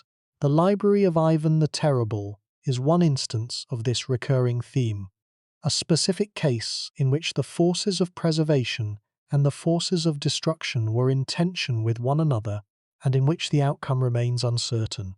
The evidence for the library's existence, while inconclusive, is not dismissible. The historical connection between the Palaiologos family and the Russian court is well documented. The testimony of Maximus the Greek, while transmitted through later sources, is consistent with the known facts of his career and his scholarly expertise. The Dabalov list, while problematic, describes a collection that is consistent with what is known about the contents of Byzantine libraries, and the underground network beneath the Kremlin provides a plausible hiding place for a collection of manuscripts. None of these pieces of evidence is sufficient on its own to establish the existence of the library, but taken together, they form a cumulative case that is suggestive enough to sustain the search. The question of what constitutes sufficient evidence for the existence of the library is itself a matter of debate. Historians, archaeologists, and classical scholars apply different standards of evidence and different methods of analysis to the library question, and their conclusions reflect these differences. Historians tend to focus on the documentary evidence, which is suggestive but inconclusive. Archaeologists tend to focus on the physical evidence, which is limited by the inaccessibility of the relevant sites. Classical scholars tend to focus on the plausibility of the library's contents, which is debatable. The result is a field of inquiry in which the evidence is assessed differently by different experts and in which the question of the library's existence remains genuinely open. The chronological timeline of the library's potential existence spans a period of extraordinary complexity and upheaval in Russian history. If the manuscripts arrived in Moscow with Sophia Palaiologina in 1472, they would have been in the Kremlin during the consolidation of the Russian state under Ivan III, the cultural and political transformations of Ivan IV's reign, the chaos of the time of troubles, the establishment of the Romanov dynasty, the reforms of Peter the Great, the Napoleonic invasion, the Russian Revolution, and the Soviet period. Each of these eras presented both opportunities for the discovery of the library and threats to its survival. The reign of Peter the Great in the late 17th and early 18th centuries is a particularly interesting period in the library's potential history. Peter was a ruler of extraordinary intellectual curiosity who was deeply interested in Western culture, science, and technology. He traveled extensively in Western Europe, visited libraries and academies, and brought back books, scientific instruments, and cultural artifacts to Russia. Peter also undertook major construction projects in Moscow and in his new capital of St. Petersburg, projects that involved the renovation and the modification of existing buildings, including the Kremlin. If the library had been discovered during Peter's reign, he would almost certainly have recognized its significance and taken steps to preserve and study it. The fact that no such discovery was recorded during Peter's reign is suggestive, though not conclusive, evidence that the library either did not exist or was so well hidden that it was not found during the extensive construction projects of the period. The reign of Catherine the Great in the late 18th century is another period that is relevant to the library question. Catherine was a major patron of learning and the arts, who assembled one of the most important collections of paintings, sculptures, and decorative arts in the world, which formed the nucleus of the present-day Hermitage Museum in St. Petersburg. Catherine was also interested in classical scholarship, and she corresponded with some of the leading scholars and philosophers of the Enlightenment. If the library had been discovered during Catherine's reign, she would have been well positioned to appreciate its significance and to ensure its preservation and study. The absence of any record of the library's discovery during the reigns of Peter and Catherine, two of the most culturally engaged rulers in Russian history, is one of the strongest arguments against the library's continued existence. If the library was accessible in the underground passages of the Kremlin, the extensive construction and renovation projects carried out by these rulers might have been expected to reveal it. The fact that it was not revealed suggests either that the library is hidden in a location that was not affected by these projects, or that it no longer existed by the time the projects were carried out. The search for the lost library of Ivan the Terrible has been one of the longest and most frustrating quests in the history of archaeology and scholarship. Over the past 4.5 centuries, dozens of individuals and organizations have attempted to locate the library using methods ranging from archival research and scholarly analysis to excavation, ground-penetrating radar, and simple treasure-hunting intuition. Each attempt has produced its own theories, its own evidence, and its own reasons for failure. Together, they paint a picture of a mystery that is both endlessly tantalizing and seemingly insoluble. The first angle of approach is the archival and historical investigation, the attempt to trace the history of the library through documentary evidence. This approach has been pursued by numerous scholars since the 19th century, and it has produced a substantial body of research that illuminates the history of manuscript collections in Russia, the cultural connections between Moscow and Constantinople, and the specific circumstances that might have brought Byzantine manuscripts to the Russian capital. The leading figure in this tradition of archival research was Sergei Belokharov, a Russian historian who published a detailed study of the library question in the late 19th century.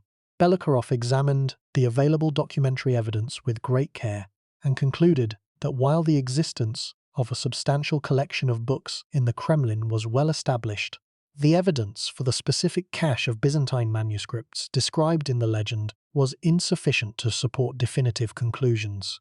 Belokharov's analysis identified several problems with the traditional account of the library. First, He pointed out that the marriage contract between Sophia Palaeologina and Ivan III, which is the document that should record the transfer of valuable goods between the two families, makes no mention of a library or of a collection of manuscripts. The absence of such a reference in the most relevant document is significant, though not conclusive, since valuable items were sometimes transferred outside the formal terms of a marriage contract. Second, Bolokarov noted that the accounts of Maximus the Greek's encounter with a library are not found in contemporary sources but only in later compilations, raising questions about their reliability. Third, he pointed to the general absence of references to a major Byzantine manuscript collection in the extensive Russian diplomatic and administrative records of the 16th and 17th centuries, a silence that would be surprising if such a collection had actually existed. But Bolokarov's skepticism did not put the question to rest. Other scholars challenged his conclusions, arguing that the absence of documentary evidence did not prove the absence of the library itself. The Russian historical record of the 15th and 16th centuries is incomplete, and many documents were destroyed in the fires and political upheavals that repeatedly struck Moscow. The possibility that records pertaining to the library were among the documents that were lost cannot be ruled out.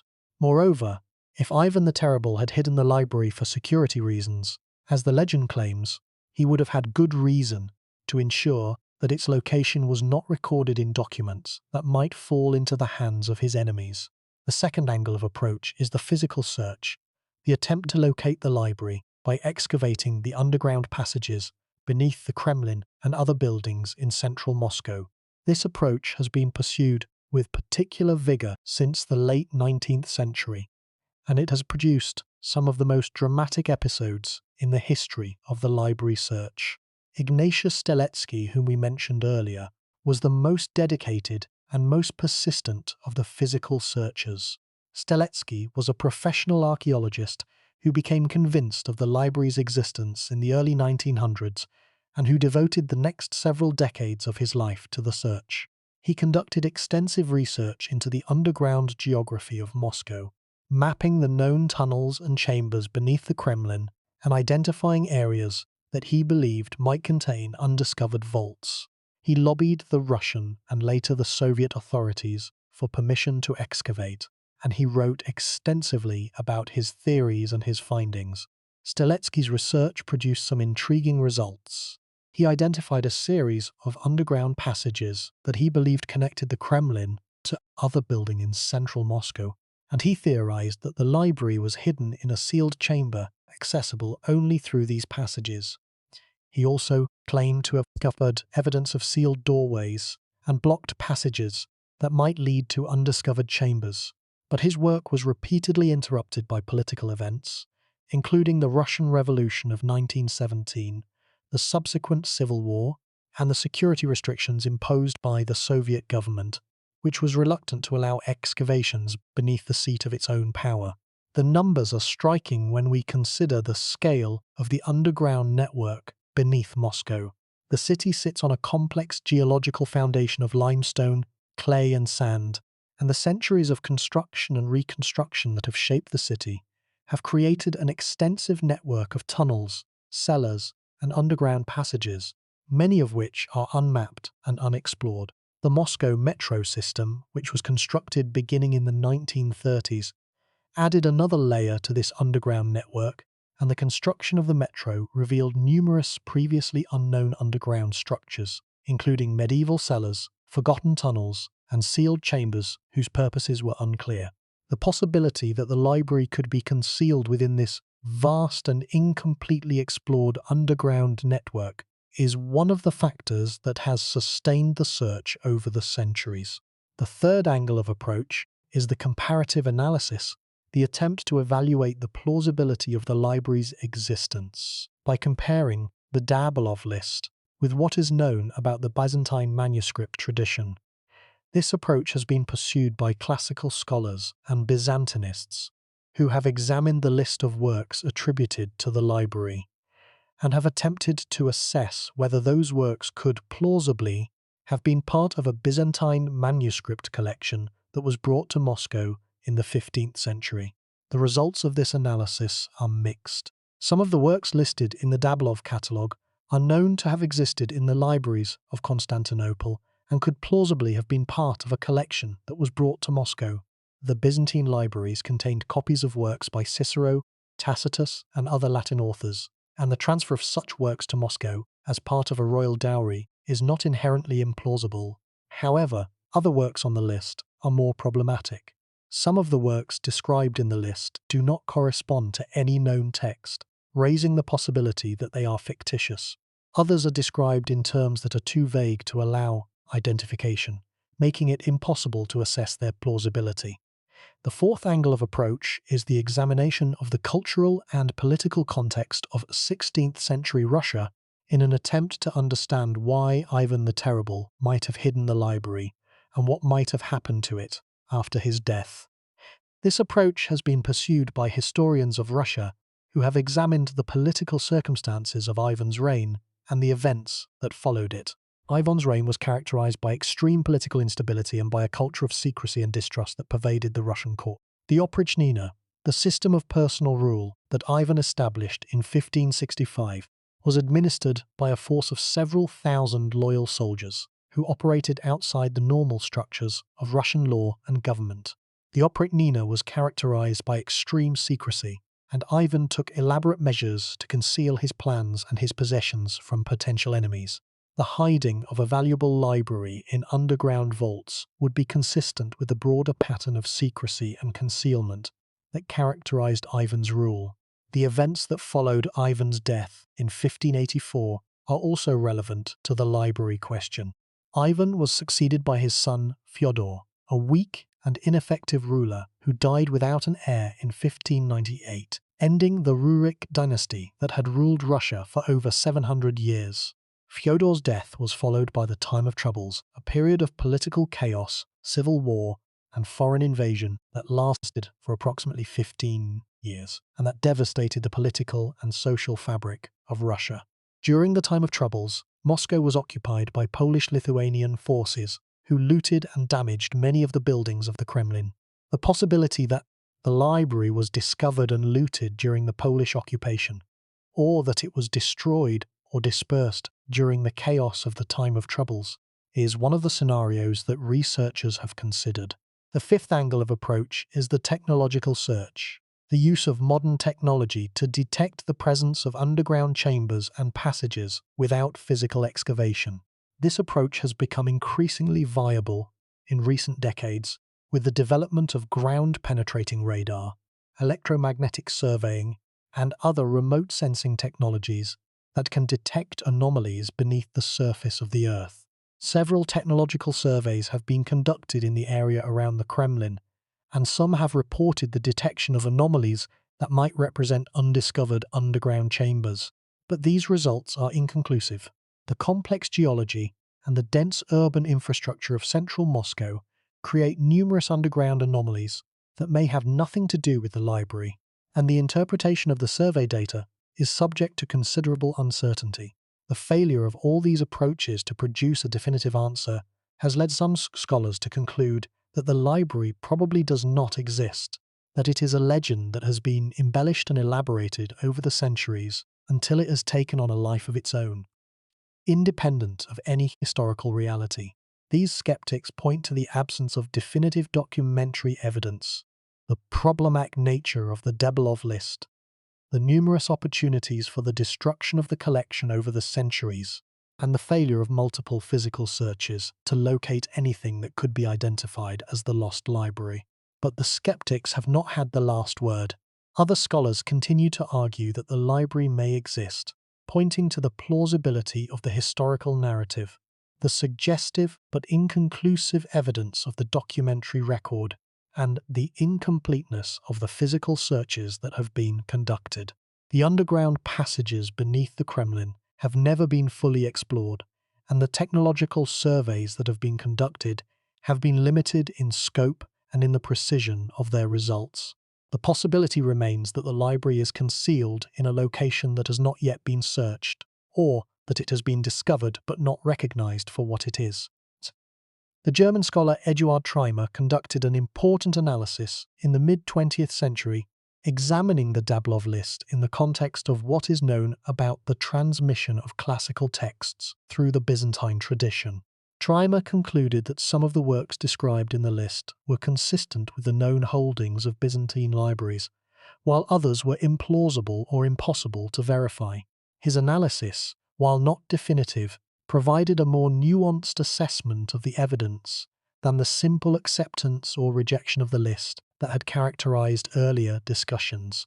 The question of whether the lost works described in the Dablov list could genuinely have been part of a Byzantine collection that was brought to Moscow is closely connected to the broader question of what was in the libraries of Constantinople at the time of the Ottoman conquest. The libraries of Constantinople had been subject to damage and loss over the centuries, including the devastating sack of the city by the Fourth Crusade in 1204, which resulted in widespread destruction and looting. The collection that survived to the mid-15th century was therefore already diminished from its peak, and the number of genuinely unique manuscripts that were available for transfer to Moscow would have been limited by the losses that had already occurred. The possibility that the library was destroyed by fire is perhaps the most plausible of the scenarios that researchers have considered. The history of Moscow is a history of fires, and the city's vulnerability to conflagration was a constant threat to the survival of any manuscript collection. The Great Fire of 1547, which occurred during Ivan's own reign, destroyed the Kremlin and large parts of the surrounding city. The fire of 1626 destroyed much of the Kremlin again. The fire of 1712 caused further damage, and the Great Fire of 1812, which was set during Napoleon's occupation of Moscow, destroyed approximately 3/4 of the city's buildings. Any one of these fires could have destroyed the library, and the cumulative probability of survival through all of them is distressingly low. The psychological dimension of the search for the lost library deserves attention. The persistent hope that the library exists, despite the lack of definitive evidence and despite the failure of numerous searches, reflects a deep human need to believe in the possibility of recovery, the possibility that what has been lost can be found. This need is not merely sentimental.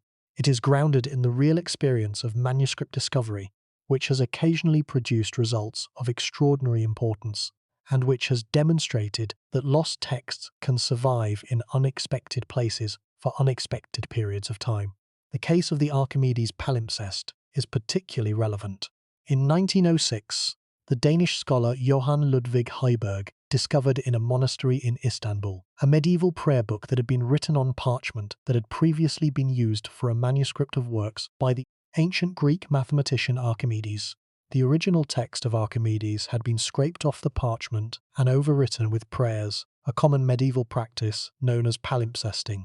Heiberg was able to read portions of the original Archimedes text beneath the overwritten prayers, and his discovery revealed previously unknown works by one of the greatest mathematicians of the ancient world, including the method of mechanical theorems and the stomachion, which had been thought to be lost forever. The Archimedes palimpsest demonstrates that ancient texts can survive in forms that are not immediately obvious, hidden beneath later layers of writing, concealed in libraries and collections where their true nature has not been recognized. The possibility that similar hidden texts might exist in other collections, including the underground vaults of the Kremlin, is one of the factors that sustains the search for the lost library. The discovery of the Nag Hammadi Library in Egypt in 1945 provides another relevant parallel. The Nag Hammadi Library, a collection of early Christian and Gnostic texts that was buried in a sealed jar near the Egyptian town of Nag Hammadi, was discovered by a local farmer and eventually made its way to scholars who recognized its extraordinary importance. The texts, which include the Gospel of Thomas and other previously unknown early Christian writings, had been buried for approximately 1600 years. Their discovery transformed the study of early Christianity and demonstrated that important ancient texts could survive for millennia in sealed containers. The possibility that the library of Ivan the Terrible might be preserved in conditions similar to those of the Nag Hammadi Library, sealed in underground chambers that have protected the manuscripts from the processes of decay, is one of the scenarios that researchers have considered. The effectiveness of such preservation would depend on the specific conditions within the chambers, including temperature, humidity, and the presence or absence of water, insects, and other agents of deterioration. Parchment manuscripts, which are made from treated animal skins, are more durable than paper manuscripts and can survive for centuries under favourable conditions, but they are not immune to decay. And the question of whether manuscripts stored in underground chambers beneath Moscow could have survived for 500 years is one that cannot be answered with certainty without access to the chambers themselves. The role of treasure hunting and amateur investigation in the search for the library deserves mention because it has contributed to both the public fascination with the legend and the scholarly frustration with the state of the investigation.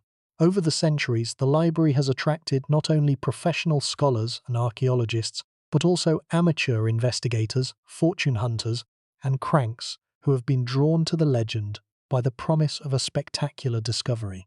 Some of these amateur investigators have produced valuable research, compiling evidence and developing theories that have informed the work of professional scholars. Others have produced sensational claims that have muddied the waters of the investigation, introducing false leads and dubious evidence that have complicated the task of separating fact from fiction. The popular fascination with the library has been amplified by the media, which has periodically published articles and produced television programs about the search for the lost library. These media productions have brought the legend to a wide audience, generating public interest and support for the search. But they have also contributed to the sensationalization of the story, emphasizing the most dramatic and the most speculative elements of the legend at the expense of the more sober and more careful scholarly analysis that the question requires. The difficulty of conducting a systematic investigation of the underground passages beneath the Kremlin has been one of the most persistent obstacles to the resolution of the library question. The Kremlin is not merely a historic monument, it is the working seat of the Russian government, a building that houses the offices of the president and other senior officials, and that is subject to extremely tight security restrictions.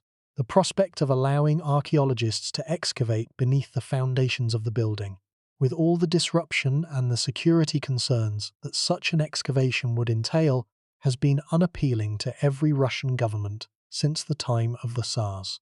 The comparison between the search for the lost library of Ivan the Terrible and other famous archaeological and manuscript searches is instructive.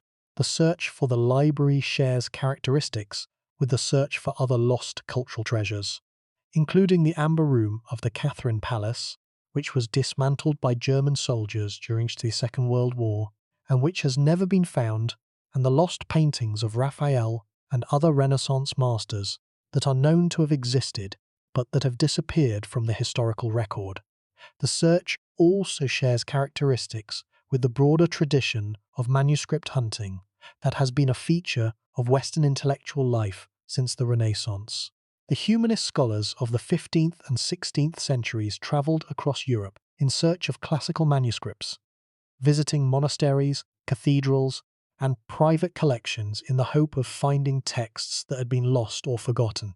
Their efforts produced some of the most important manuscript discoveries in the history of classical scholarship, including the discovery of the complete text of Quintilian's Institutio Oratoria in the Swiss monastery of St. Gall in 1416, and the discovery of a collection of speeches by Cicero in a cathedral library in Lodi in 1392. These discoveries demonstrate that lost manuscripts can survive for centuries in institutional collections where their significance has not been recognized, and they provide historical precedent for the possibility that classical manuscripts might be concealed in the vaults beneath the Kremlin. The difference, of course, is that the monastery of St. Gall and the cathedral of Lodi were accessible to scholars who could visit them, examine their collections, and identify the texts they contained. The underground vaults beneath the Kremlin, if they exist and if they contain manuscripts, are not accessible, and they cannot be examined without the cooperation of the Russian government.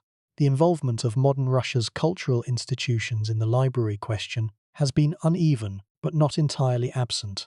The Russian Academy of Sciences, the Russian State Library, and other academic and cultural institutions have expressed interest in the library question at various times, and some have supported limited research projects aimed at evaluating the evidence for the library's existence.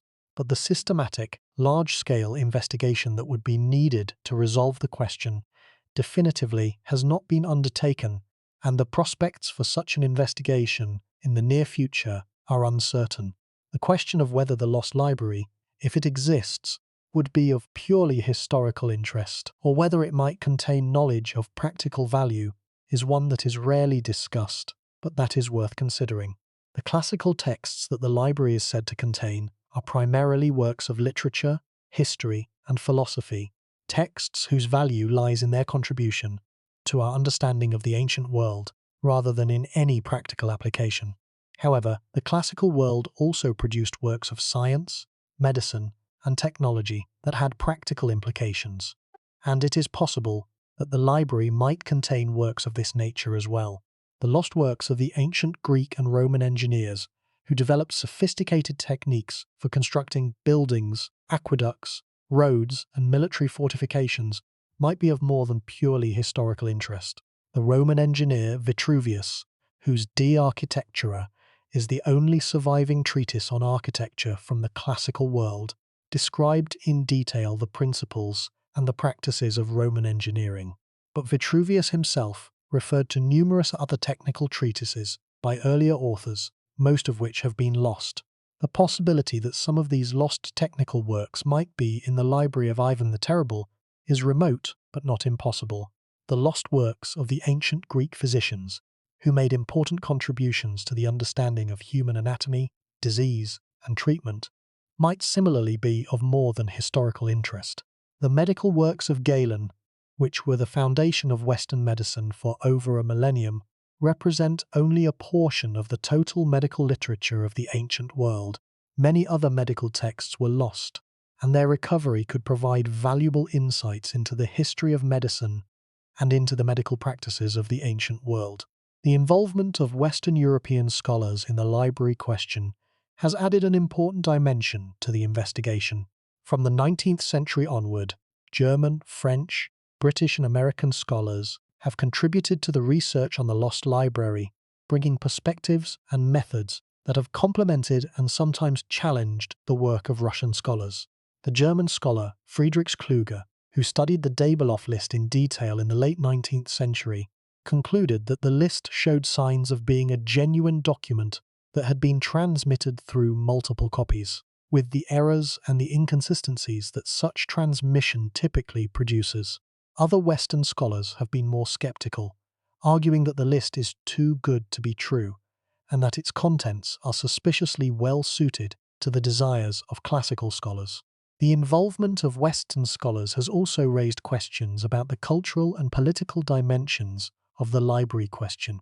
The legend of the lost library has sometimes been used by Western scholars and commentators to support a narrative of Russian cultural backwardness, the idea that the Russians possessed a treasure of classical learning, but were too unsophisticated to appreciate or to study it. This narrative is unfair and inaccurate, but it has coloured the Western reception of the legend and has sometimes created tensions between Russian and Western scholars working on the library question. The modern international community of scholars working on the library question has largely transcended these cultural and political tensions, approaching the question with the collaborative spirit and the methodological rigour that characterise the best historical and archaeological research. Conferences, publications and collaborative research projects have brought together scholars from Russia, Europe and the Americas, creating a framework for the systematic investigation of the evidence that is more productive and more promising than the isolated efforts of earlier generations. The question of what would happen if the library were found is one that researchers have seldom addressed, but that is worth considering. The discovery of a major cache of classical manuscripts beneath the Kremlin would be an event of global significance, attracting the attention of scholars, governments, and media organizations from around the world. The manuscripts would need to be carefully conserved, studied, photographed, transcribed, translated, and published, a process that could take decades, and that would require the collaboration of specialists in classical philology, codicology, conservation science, and related fields. The logistical and scholarly challenges of such a discovery would be enormous, but they would be challenges that the international scholarly community would be eager to undertake. The question of the library's physical extent is another important consideration. The Dabalov list describes approximately 800 manuscripts, a substantial collection, but not an extraordinarily large one by the standards of the major European libraries of the 16th century. A collection of 800 manuscripts could be stored in a single room of moderate size, requiring perhaps a dozen or so large chests or cabinets. The physical footprint of such a collection would be relatively modest, and it could easily be concealed in an underground chamber of the kind that is known to exist beneath the Kremlin. The modest size of the collection, paradoxically, both supports and undermines the legend. On one hand, a collection of 800 manuscripts is small enough to be plausibly concealed in underground vaults and to escape detection during the various searches that have been conducted over the centuries. On the other hand, a collection of this size would have been relatively easy to move or to disperse, and the question of why it was not removed from its hiding place at some point during the 5 centuries since it was hidden is difficult to answer. One possible explanation is that the knowledge of the library's locations was lost when the people who knew about it died. If Ivan the Terrible, or whoever hid the library, shared the secret of its location with only a small number of trusted advisors, the death of those individuals, without passing on the information, would have effectively sealed the library forever. This scenario is consistent with the culture of secrecy that characterized Ivan's court, and with the disruption of the time of troubles, which resulted in the death or dispersal of many members of the Russian political elite. Another possible explanation is that the library was discovered at some point during the past 5 centuries, and that its contents were dispersed or destroyed without the event being recorded in the historical record. The numerous construction and renovation projects that have been carried out in the Kremlin over the centuries could easily have exposed the library, and the workers who discovered it might not have recognized its significance, or might have treated the manuscripts as worthless debris. The possibility of undocumented discovery and destruction is one of the most sobering scenarios that researchers have considered. The broader context of the search for lost classical texts adds another dimension to the library question. The history of classical scholarship is, in many ways, a history of loss and occasional recovery. The texts that constitute the canon of classical Greek and Roman literature were assembled over centuries of scholarly effort, as monks, humanists, and later professional scholars searched through libraries, archives, and private collections for manuscripts that preserve the works of ancient authors. The process of recovery has been slow and often fortuitous, dependent on the chance survival of individual manuscripts and the diligence of individual scholars. The major manuscript discoveries that have occurred over the centuries have come at unpredictable intervals and from unexpected sources. The discovery of the complete text of Tacitus's Annals in a single manuscript at the monastery of Monte Cassino in the 14th century, the discovery of Lucretius's De Rerum Natura in a German monastery by the Renaissance humanist Poggio Bracciolini in 1417, the discovery of portions of Menander's comedies on papyri in Egypt in the late 19th and early 20th centuries. These discoveries have come from sources that no one predicted and at times that no one expected. The unpredictability of these discoveries is both encouraging and frustrating. Encouraging because it suggests that major finds are still possible, and frustrating because it suggests that the timing and the circumstances of such finds are beyond human control. The possibility that the lost library of Ivan the Terrible might be the next great manuscript discovery is one that classical scholars find both exciting and agonizing. Exciting because the recovery of the texts that the library is said to contain would be the most important event in classical scholarship since the Renaissance. Agonizing because the library, if it exists, is hidden in a location that is virtually inaccessible to scholarly investigation, and the prospects for gaining access to that location in the foreseeable future are slim. The role of popular culture in shaping the perception of the lost library deserves attention. The library has been the subject of numerous novels, films, and television programs, both in Russia and internationally, and these popular representations have shaped the way that the public perceives the library question. Popular culture tends to emphasize the most dramatic and the most romantic elements of the legend, portraying the library as a vast underground chamber filled with glittering gold-bound manuscripts, waiting to be discovered by intrepid adventurers. This portrayal, while compelling, bears little resemblance to the reality of manuscript collections in the 15th and 16th centuries, which consisted of modest-looking parchment codices stored in chests or on shelves. The romanticization of the library in popular culture has both positive and negative effects on the scholarly investigation.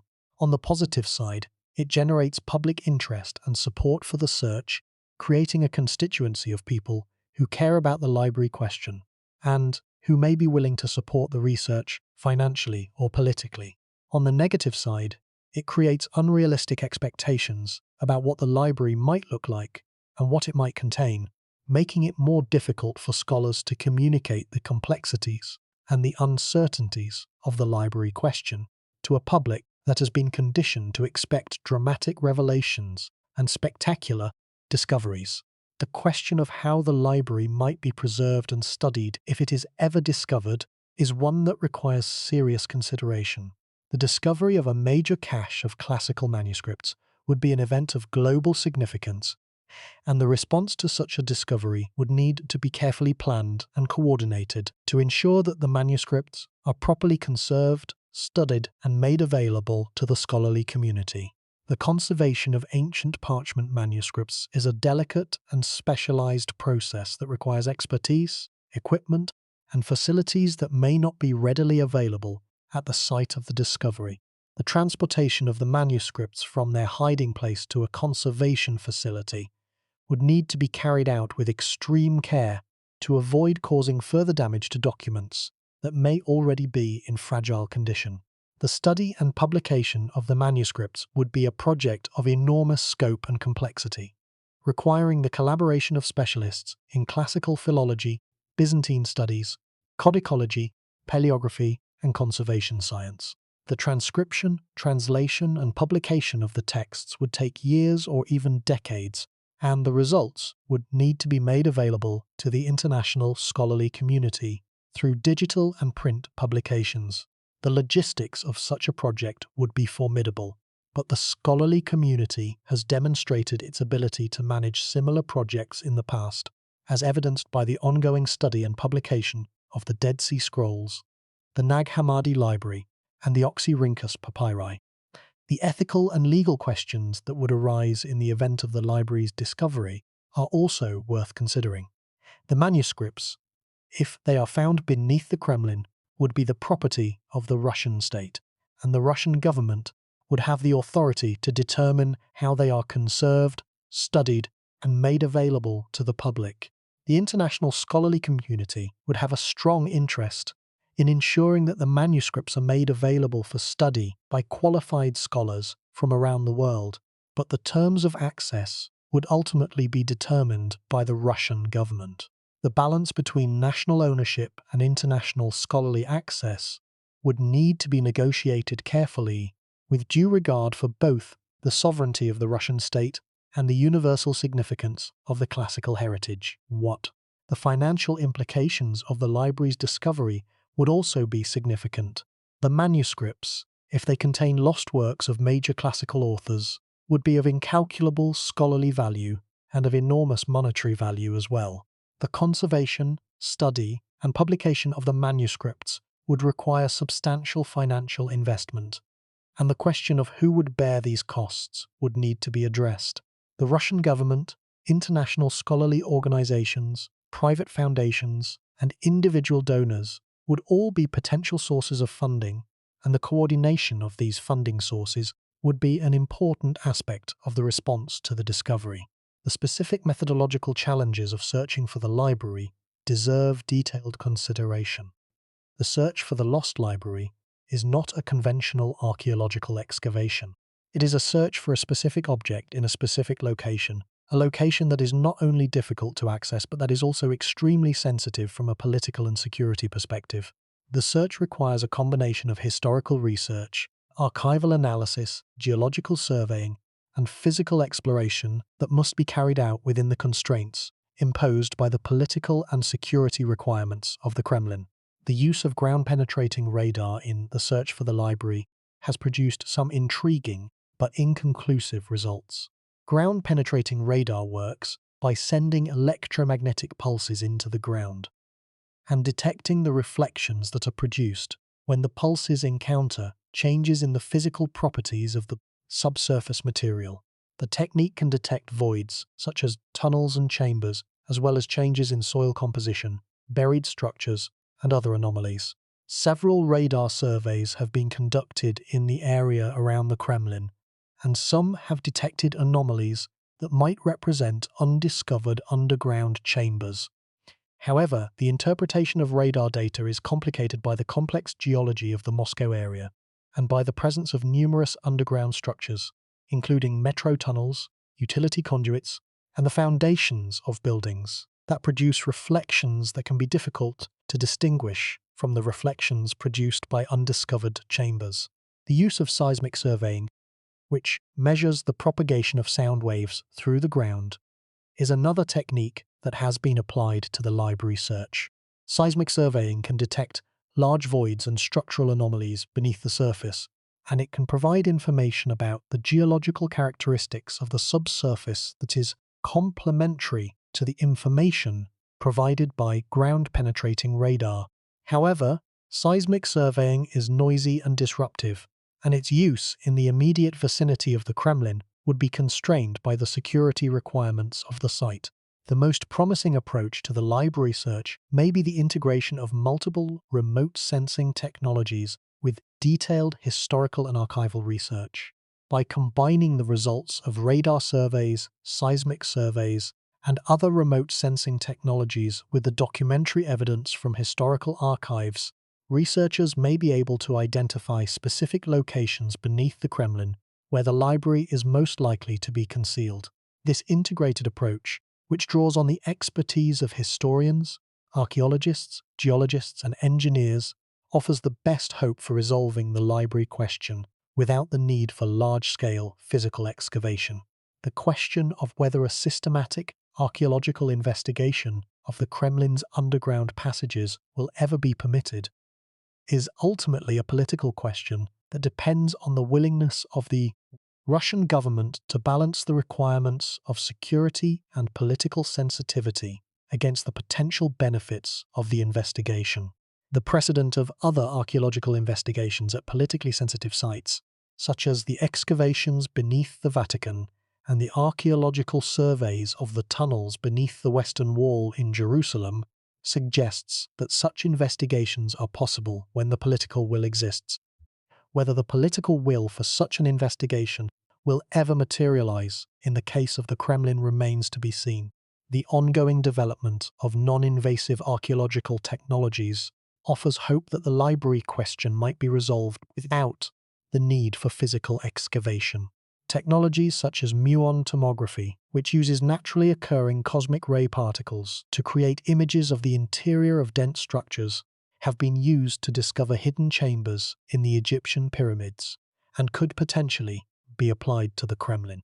The development of increasingly sensitive ground-penetrating radar systems, which can detect anomalies at greater depths and with greater resolution than earlier systems, also offers the possibility of more definitive surveys of the underground spaces beneath the Kremlin.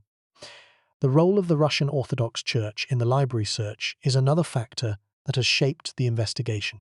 The Church has maintained its own archives and libraries in the Kremlin for centuries, and some researchers have speculated that elements of the lost library might have been absorbed into ecclesiastical collections at some point during the past 5 centuries.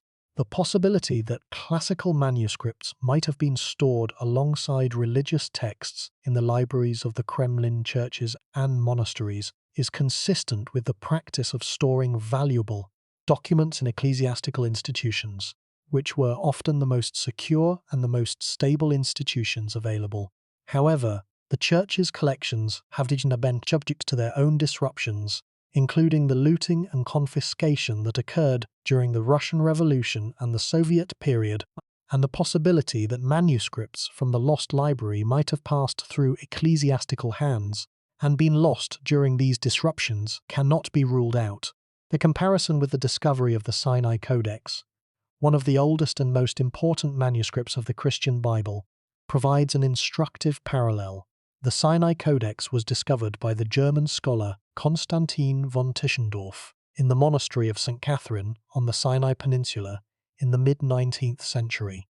Tischendorf found the manuscript in a basket of old documents that the monks were about to burn, recognizing its significance just in time to prevent its destruction.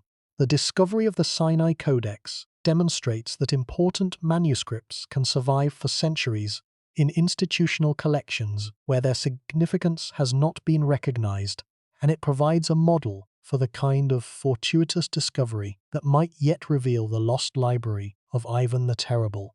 The technical difficulties of preserving manuscripts in the geological conditions beneath the Kremlin are significant but not insurmountable. The limestone bedrock on which the Kremlin is built is relatively stable, and sealed chambers carved into this bedrock could provide conditions that are favorable for manuscript preservation, including stable temperatures and the absence of light. However, the presence of groundwater, which is common in the Moscow area, poses a significant threat to any manuscripts stored in underground chambers. Water infiltration, which can occur through cracks in the bedrock or through inadequately sealed chamber walls, would cause rapid and irreversible damage to parchment manuscripts, rendering them illegible or destroying them entirely. The possibility that the manuscripts might have been stored in sealed metal or wooden containers that would have provided additional protection against moisture is consistent with the practices of manuscript storage in the 15th and 16th centuries. Valuable manuscripts were often stored in chests or cases that protected them from the elements, and the use of such containers might have extended the survival time of the manuscripts significantly, even in conditions that were not ideal for long-term preservation. Everything we have discussed so far concerns the specific question of whether the lost library of Ivan the Terrible exists and whether it can be found. These are important questions, and they have occupied the attention of scholars and investigators for over 4 centuries. But beneath these specific questions lies a deeper truth, a truth that concerns not just the lost library itself, but what the legend of the lost library tells us about the nature of knowledge, the fragility of intellectual heritage, and the human relationship to the past. The deeper truth is this: the legend of the lost library of Ivan the Terrible is not merely a story about a missing collection of books. It is a story about the incompleteness of the classical heritage, about the vast body of ancient knowledge that has been lost over the centuries, and that scholars have never stopped hoping to recover. The specific hope invested in the lost library, the hope that it might contain works by Tacitus, Cicero, Aristophanes, and other classical authors that are not preserved in any other collection, is an expression of a broader longing that has characterized Western scholarship since the Renaissance. The longing to recover the full intellectual heritage of the ancient world, the longing to read the complete works of the authors whose partial texts have tantalized and inspired scholars for centuries. This is not science fiction. The loss of ancient literature is a documented historical fact of staggering proportions. The literary output of the ancient Greek and Roman world was enormous. The Library of Alexandria, at its peak, is estimated to have contained between 40,000 and 400,000 scrolls, representing a significant portion of the total literary production of the ancient Mediterranean world. The libraries of Constantinople, which inherited much of the literary heritage of the classical world after the fall of Rome, contained hundreds of thousands of volumes at their peak. The total literary output of the ancient world including works of philosophy, history, science, poetry, drama, oratory, and technical writing, has been estimated to encompass hundreds of thousands of individual works, the vast majority of which have been lost. The scale of the loss is difficult to comprehend. Of the approximately 120 plays attributed to Sophocles, only 7 survive in complete form.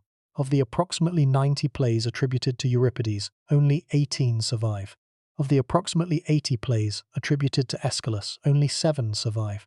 Of the works of the Greek lyric poets, who were among the most celebrated literary figures of the ancient world, only fragments survive, often consisting of a few lines preserved by chance in the quotations of later authors.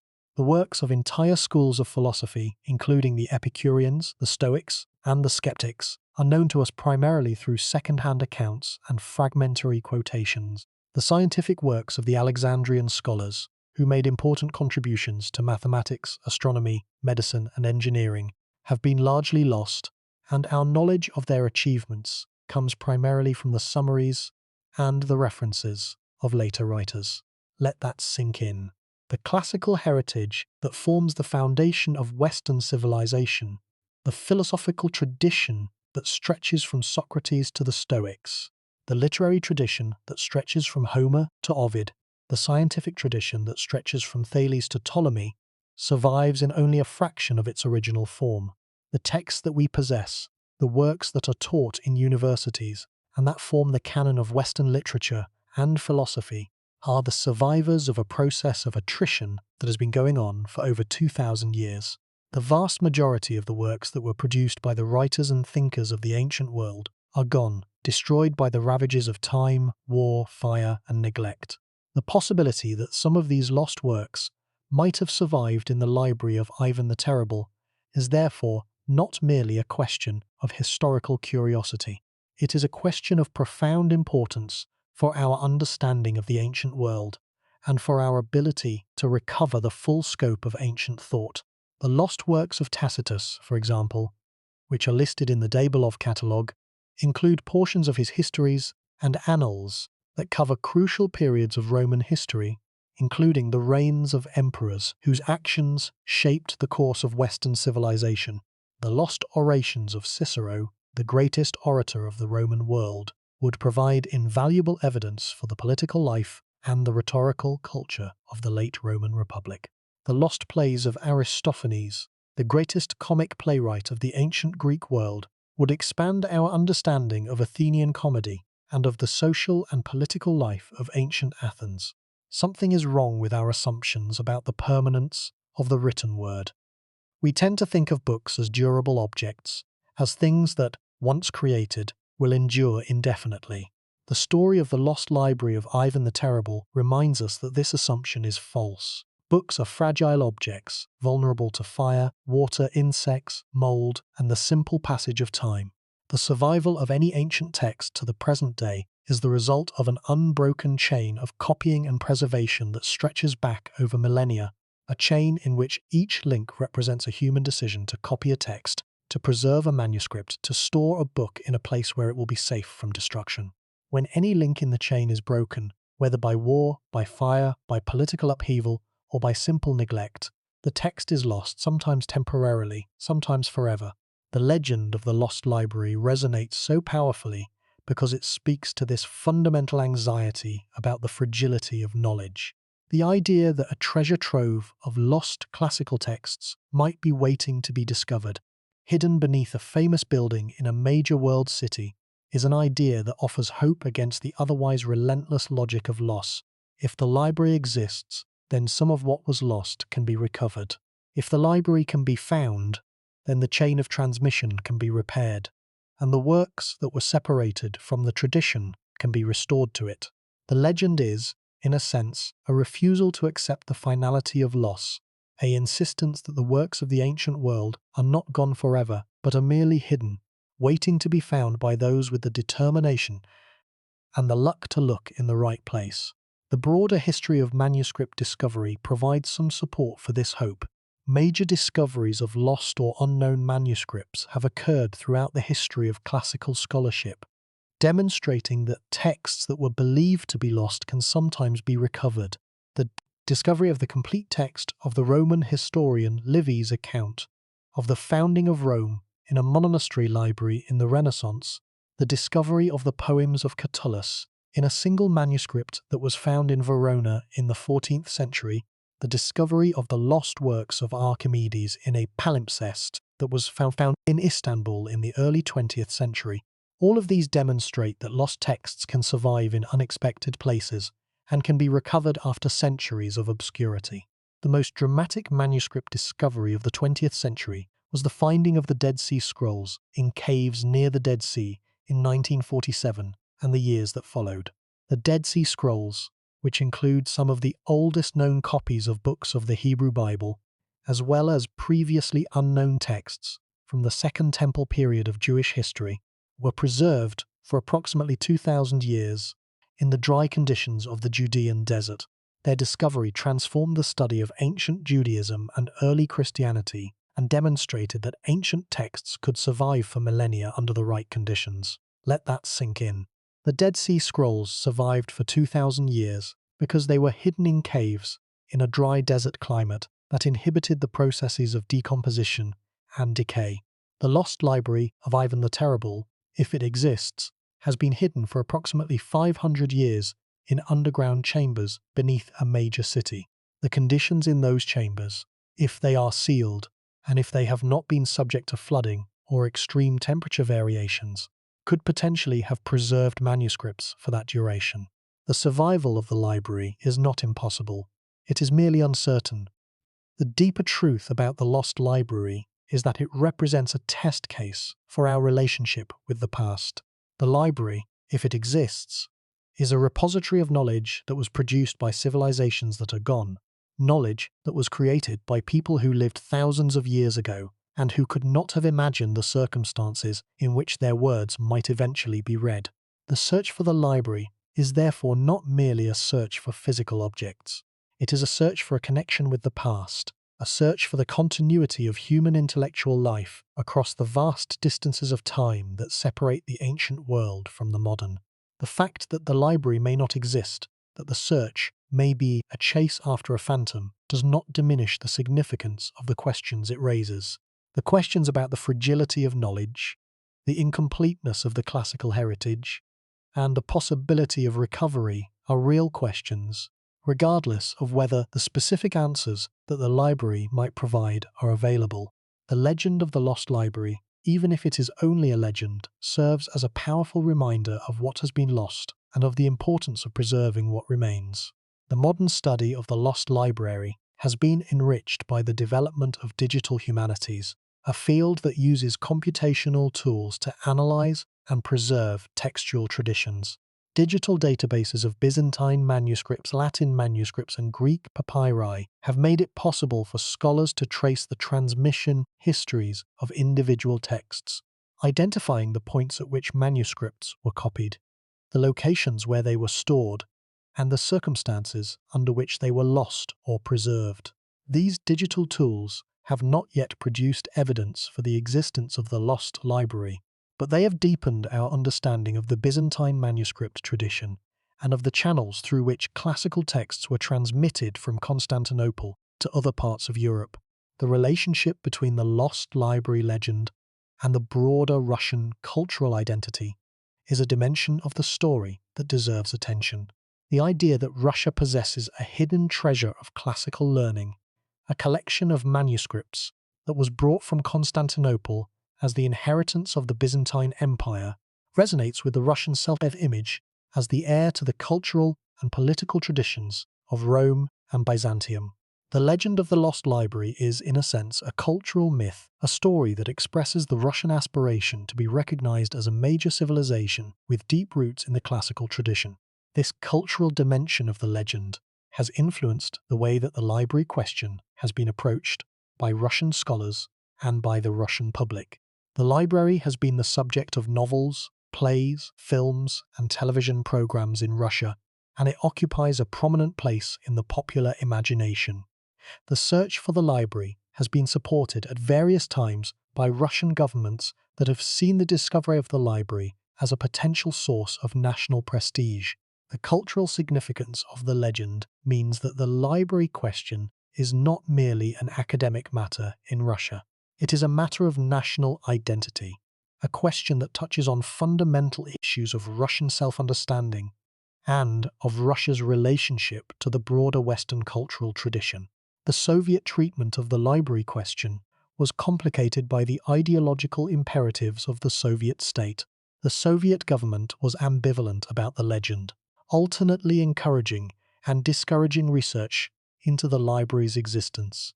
On one hand, the discovery of a major cache of classical manuscripts beneath the Kremlin would have been a source of international prestige for the Soviet Union, demonstrating the cultural wealth of the Russian heritage. On the other hand, the legend was associated with the pre-revolutionary Russian aristocracy and with the Russian Orthodox Church, both of which the Soviet government had sought to suppress. The result was a pattern of intermittent support and intermittent obstruction that frustrated researchers and prevented the systematic investigation of the library question.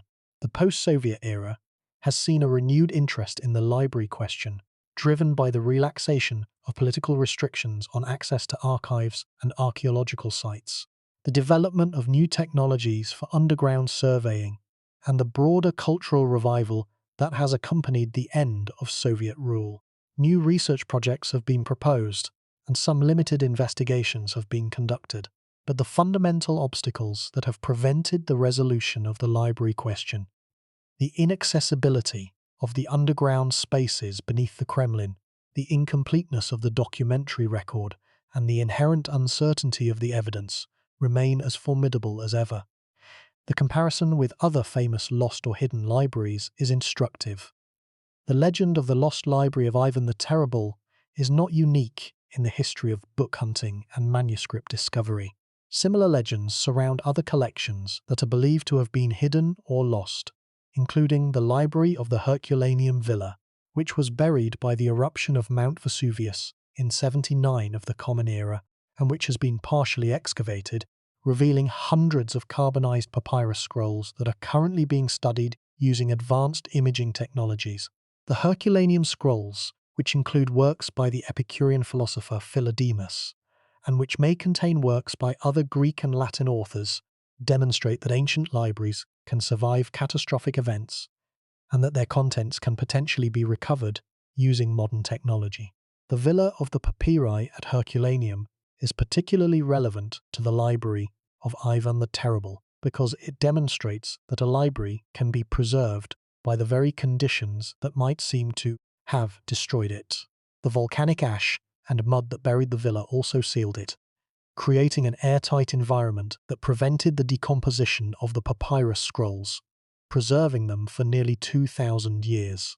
The possibility that the manuscripts of the lost library might be similarly preserved by the sealed conditions of underground chambers beneath the Kremlin is one of the most hopeful scenarios researchers have considered. The case of the Cairo Geniza, a collection of over 300,000 manuscript fragments that was discovered in the storeroom of a synagogue in Cairo in the late 19th century, provides another instructive parallel. The Geniza contained documents dating from the 9th to the 19th century, including religious texts, commercial records, personal letters, and literary works in Hebrew, Arabic, and other languages. The collection was preserved for centuries in a sealed room that had been used as a repository for worn-out documents that contained the name of God, and that therefore could not be destroyed according to Jewish law.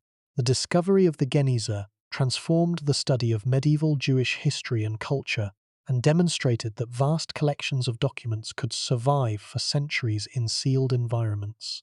The philosophical dimension of the lost library legend is worth exploring. The legend raises fundamental questions about the nature of knowledge, the role of chance in the survival of intellectual traditions, and the meaning of loss in the context of human civilization. The classical texts that may be in the library are not merely historical curiosities. They are the products of some of the finest minds in human history, works that have the potential to expand our understanding of the human condition, to challenge our assumptions about the ancient world, and to enrich the ongoing conversation between the present and the past. The possibility that these works have been lost, not through the gradual attrition of time, but through a specific chain of events that could have been different, is one of the most haunting aspects of the legend. The manuscripts, if they existed, were saved from the fall of Constantinople by the decision of specific individuals to carry them to safety. They were brought to Moscow by the decision of a Byzantine princess to include them in her dowry. They were hidden in underground vaults by the decision of a Russian Tsar to conceal them from his enemies. And they may have been lost, ultimately, because the specific circumstances that were necessary for their recovery never materialized. The right person never looked in the right place at the right time. The role of contingency in the survival of knowledge is one of the themes that the legend of the Lost Library illustrates most powerfully. The classical texts that have survived to the present day did so because of a series of contingent events, decisions, and circumstances that could easily have been different. The texts that were lost for similar reasons, because a specific scribe chose not to copy a specific text, because a specific library was destroyed by a specific fire, because a specific collection was hidden in a specific location and never found. The legend of the Lost Library is a meditation on the role of contingency in human history, on the fragility of the connections that link the present to the past, and on the possibility that the recovery of what has been lost depends on the same kinds of contingent events that led to its loss in the first place. The Lost Library of Ivan the Terrible raises questions that extend beyond the specific case of the Russian collection to the broader history of knowledge loss and recovery. The legend of the library is a specific instance of a general phenomenon, the loss of intellectual heritage through the disruption of the institutions and the traditions that sustain it. The classical heritage that the library may contain was created by civilizations that no longer exist, preserved by institutions that have been destroyed, and transmitted through channels that have been disrupted or severed. The survival of any portion of this heritage to the present day is a testament to the determination and the dedication of the individuals who, at each stage of the transmission, chose to preserve and to transmit the knowledge they had inherited. The fragility of the transmission process is illustrated by the history of specific texts. The poems of Sappho, who was regarded by the ancients as one of the greatest poets of all time, survive in only fragments, most of which were preserved by chance in the quotations of later authors or on scraps of papyrus that were found in the rubbish heaps of ancient Egypt. The works of the pre-Socratic philosophers, who laid the foundations for the entire Western philosophical tradition, survive primarily in the summaries and the quotations of later writers. The works of the Alexandrian scientists, who made fundamental contributions to mathematics, astronomy, and engineering, have been largely lost, and our knowledge of their achievements is based on secondary sources that may or may not accurately represent the original works. The possibility that the Lost Library of Ivan the Terrible might contain complete copies of works that are known to us only in fragments, or that are entirely unknown to us, is the tantalizing core of the legend. The recovery of even a single lost work of a major classical author would be a scholarly event of the first magnitude, comparable in importance to the discovery of the Dead Sea Scrolls or the decipherment of the Rosetta Stone. The possibility that the library might contain multiple lost works spanning a range of authors and subjects is almost too extraordinary to contemplate. The legend of the Lost Library also raises questions about the ethics of archaeological investigation and about the responsibilities that arise when cultural heritage is located within a sovereign nation's most sensitive political and military installations. The Kremlin is not merely a historical monument. It is the working center of Russian government, a building that symbolizes Russian sovereignty and political power. The proposal to excavate beneath the Kremlin is therefore not merely an archaeological proposal. It is a political proposal, one that touches on issues of national sovereignty, security, and identity that extend far beyond the academic question of whether the library exists. The international scholarly community must approach the library questions with sensitivity to these political dimensions, recognizing the decision to allow or to refuse excavation beneath the Kremlin is ultimately a matter for the Russian government and the Russian people. At the same time, the international community has a legitimate interest in the preservation and the recovery of the classical heritage, which is the common property of all humanity, and the possibility that a major cache of classical manuscripts might exist beneath the Kremlin is a matter of global, not merely national, significance. The balance between national sovereignty and international scholarly interest is a delicate one, and it is unlikely to be resolved in the near future. The search for the lost library of Ivan the Terrible will continue to be constrained by the political realities of the 21st century, just as it was constrained by the political realities of the 19th and 20th centuries. But the legend will also continue to exert its hold on the scholarly imagination, drawing researchers and investigators to the question and sustaining the hope that the library may yet be found. The story of the lost library invites a broader reflection on the nature of absence and its role in the history of ideas. The classical texts that may be in the library are not merely absent. They are absent in a specific way. They are known to have existed. Their titles and their authors are recorded in the references of surviving texts, and their absence from the surviving corpus of classical literature has been noted and mourned by scholars for centuries. This specific kind of absence, the absence of something that is known to have existed, is qualitatively different from the absence of something that was never known at all. It is an absence that creates a shape, a void that has the outline of the thing that is missing, a silence that carries the echo of the voice that has been silenced. The lost works of the classical world are present in the surviving tradition as absences, as gaps in the record that are visible because the surrounding material makes the shape of the gap apparent. When a later author refers to a work by an earlier author that does not survive, the reference creates a trace of the lost work in the surviving tradition, a marker that indicates what was once there and that is now gone. These traces are the evidence that scholars use to reconstruct the outlines of lost works, and they are the basis for the hope that the lost works might someday be recovered. The legend of the lost library of Ivan the Terrible is, in a sense, the ultimate expression of this hope. It is the hope that all of these absences, all of these gaps, all of these traces of lost works might be resolved by a single discovery, a single opening of a sealed chamber, a single flood of light into a room that has been dark for 5 centuries.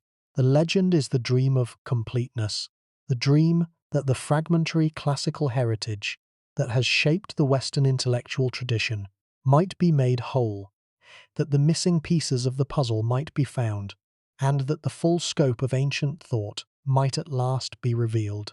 This dream may be unrealistic. The library may not exist. Even if it does exist, it may not contain the specific texts that the legend attributes to it. Even if it contains those texts, the manuscripts may be too damaged to read. The obstacles to the realization of the dream are formidable, and the probability of success is low. But the dream persists, because the need that it expresses, the need to recover what has been lost, the need to complete what is incomplete, the need to hear the voices that have been silenced, is a need that is fundamental to the human relationship to knowledge and to the past. The digital revolution has transformed the way that lost texts are studied and recovered, and it has implications for the library question. Even if the physical manuscripts of the lost library were too damaged to read by conventional means, modern imaging technologies might be able to recover their contents. Multispectral imaging, which photographs manuscripts using light of different wavelengths, has been used to read texts on heavily damaged papyri and palimpsests that were invisible to the naked eye. X-ray fluorescence imaging, which detects the chemical traces left by ancient inks even when the ink itself has faded or flaked away, has been used to read texts on the carbonized Herculaneum scrolls.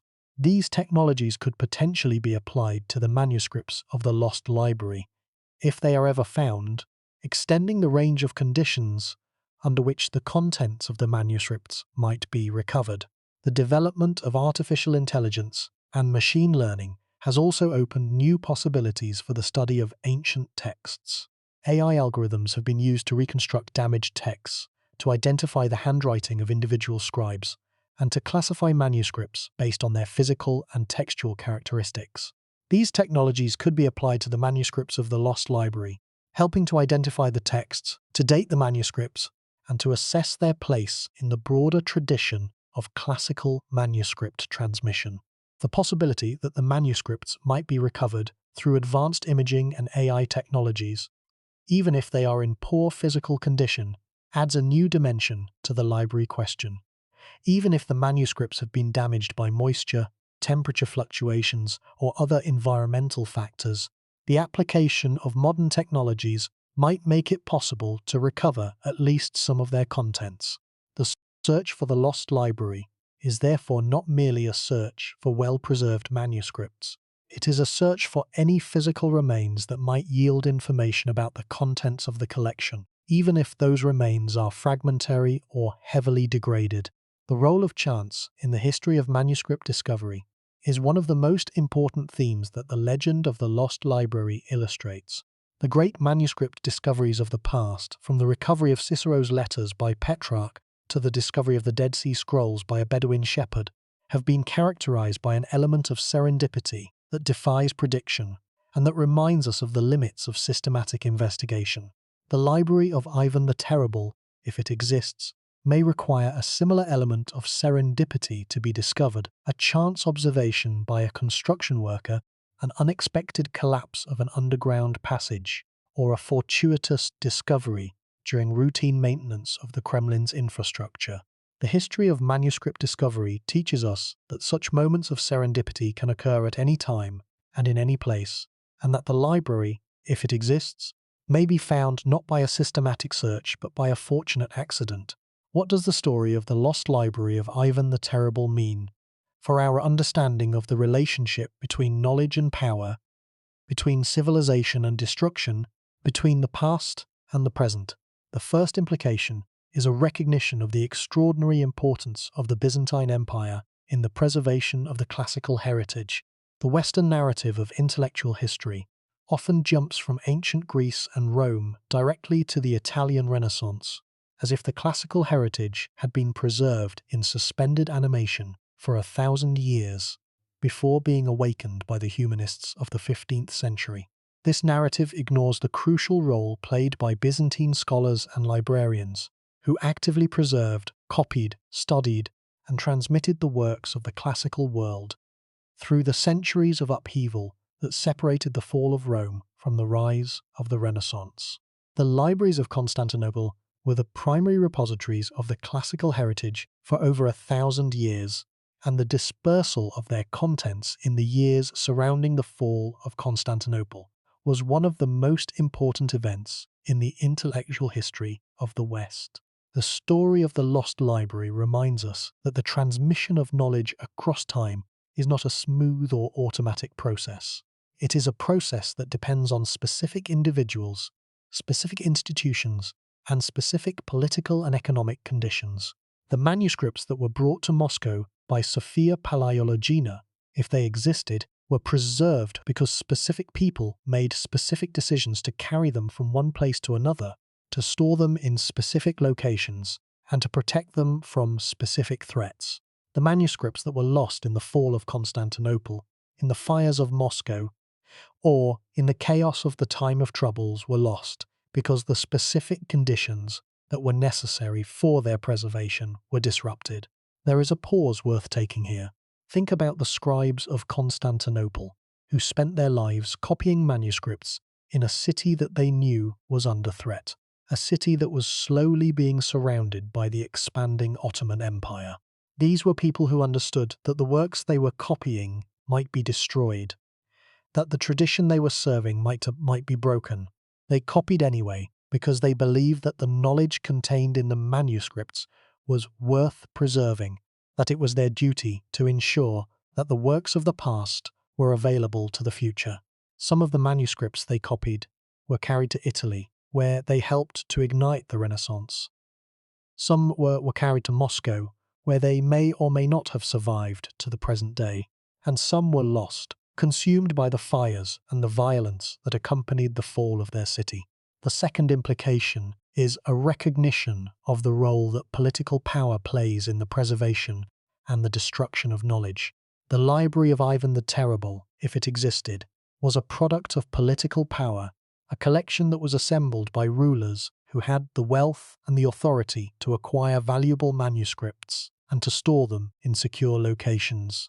The library was also a potential victim of political power, a collection that was hidden, perhaps, to protect it from political enemies, and that may have been destroyed or dispersed by the political upheavals that followed Ivan's death. The relationship between political power and knowledge is complex and ambivalent. Political power can create the conditions for the preservation of knowledge by providing the resources and the security that libraries and scholars need to survive. But political power can also destroy knowledge by creating the conditions for war, censorship, and political upheaval that threaten the institutions of learning. The story of the Lost Library illustrates both aspects of this relationship. The library was created by political power and may have been destroyed by political power. The same forces that made the library possible also made its destruction possible. The third implication is a challenge to the assumption that the modern world has fully recovered the intellectual heritage of the classical world. The standard narrative of the Renaissance holds that the rediscovery of classical texts in the 15th and 16th centuries restored the intellectual heritage of antiquity to the Western world, creating the foundation for the scientific revolution and the modern intellectual tradition. But this narrative is misleading because the Renaissance recovery of classical texts was partial and incomplete. Many works of the classical world were not recovered in the Renaissance and are still missing today. The Lost Library of Ivan the Terrible, if it exists, would provide evidence that some of these missing works survived into the early modern period, tantalizingly close to the modern world but still beyond our reach. The search for the Lost Library is therefore not merely a search for a specific collection of books. It is a search for the missing pieces of our intellectual heritage, for the parts of the classical tradition that were separated from the mainstream of Western intellectual life, and that may still be waiting to be recovered. The legend of the Lost Library reminds us that the classical heritage is incomplete, that there are gaps in our knowledge of the ancient world that may never be filled, and that the possibility of recovering even a small portion of what has been lost is a possibility that is worth pursuing, however slim the odds of success may be. The story of the Lost Library also illuminates the relationship between secrecy and preservation. Ivan the Terrible, if he hid the library in underground vaults beneath the Kremlin, may have been motivated by a desire to protect the collection from the threats that surrounded it: fire, theft, and the political enemies who might have sought to seize or destroy it. The irony is that the very secrecy that may have been intended to preserve the library has also made it impossible to find. By hiding the library so effectively, Ivan may have ensured both its survival and its invisibility, creating a collection that has been preserved from destruction, but that is also beyond the reach of the scholars who might appreciate its contents. This irony is not unique to the library of Ivan the Terrible. Throughout history, the measures taken to protect valuable objects from destruction have sometimes had the unintended consequence of hiding them from the people who might benefit from them. The Dead Sea Scrolls were hidden in caves to protect them from Roman soldiers, and they remained hidden for nearly 2,000 years. The treasures of Tutankhamun's tomb were sealed behind a blocked passage to protect them from tomb robbers, and they remained undiscovered for over 3,000 years. The Library of Ivan the Terrible, if it exists, may be another example of this pattern, a treasure that was hidden for protection, and that has been preserved by the very secrecy that has made it inaccessible. The responsibility for continuing the search falls on the present generation of scholars, archaeologists, and investigators. The tools available for the search are more sophisticated than they have ever been. Ground-penetrating radar, three-dimensional modeling, advanced seismic surveying, and machine learning algorithms for the analysis of underground anomalies all offer possibilities that were not available to earlier generations of searchers. The archives of Russia and Europe contain documents that may shed light on the history and the fate of the collection, documents that have not yet been fully examined. The possibility of a breakthrough, while uncertain, has never been greater. The questions of access to the underground spaces beneath the Kremlin remains the most formidable obstacle. The Kremlin is one of the most heavily secured buildings in the world, and access to its underground passages is strictly controlled by the Russian government. The political will to allow a systematic archaeological investigation of the underground network beneath the Kremlin has not yet materialized, and it is unclear when or whether it will.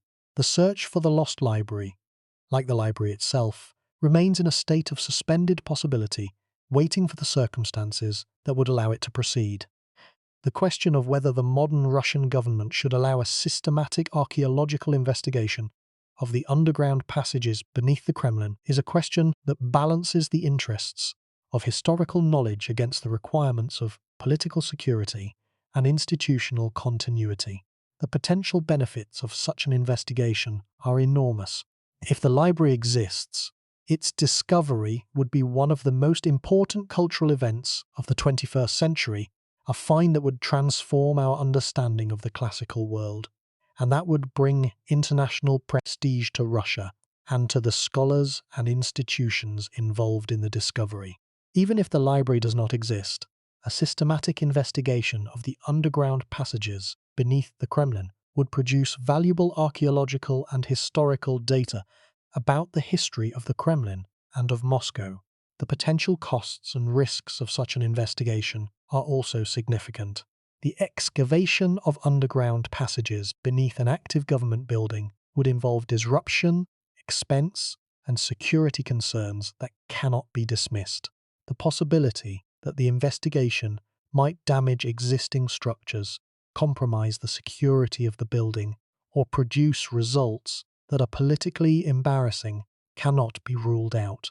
The decision to allow or to refuse such an investigation is ultimately a political one, and it depends on the willingness of the Russian government to weigh the potential benefits of the search against the potential costs and risks.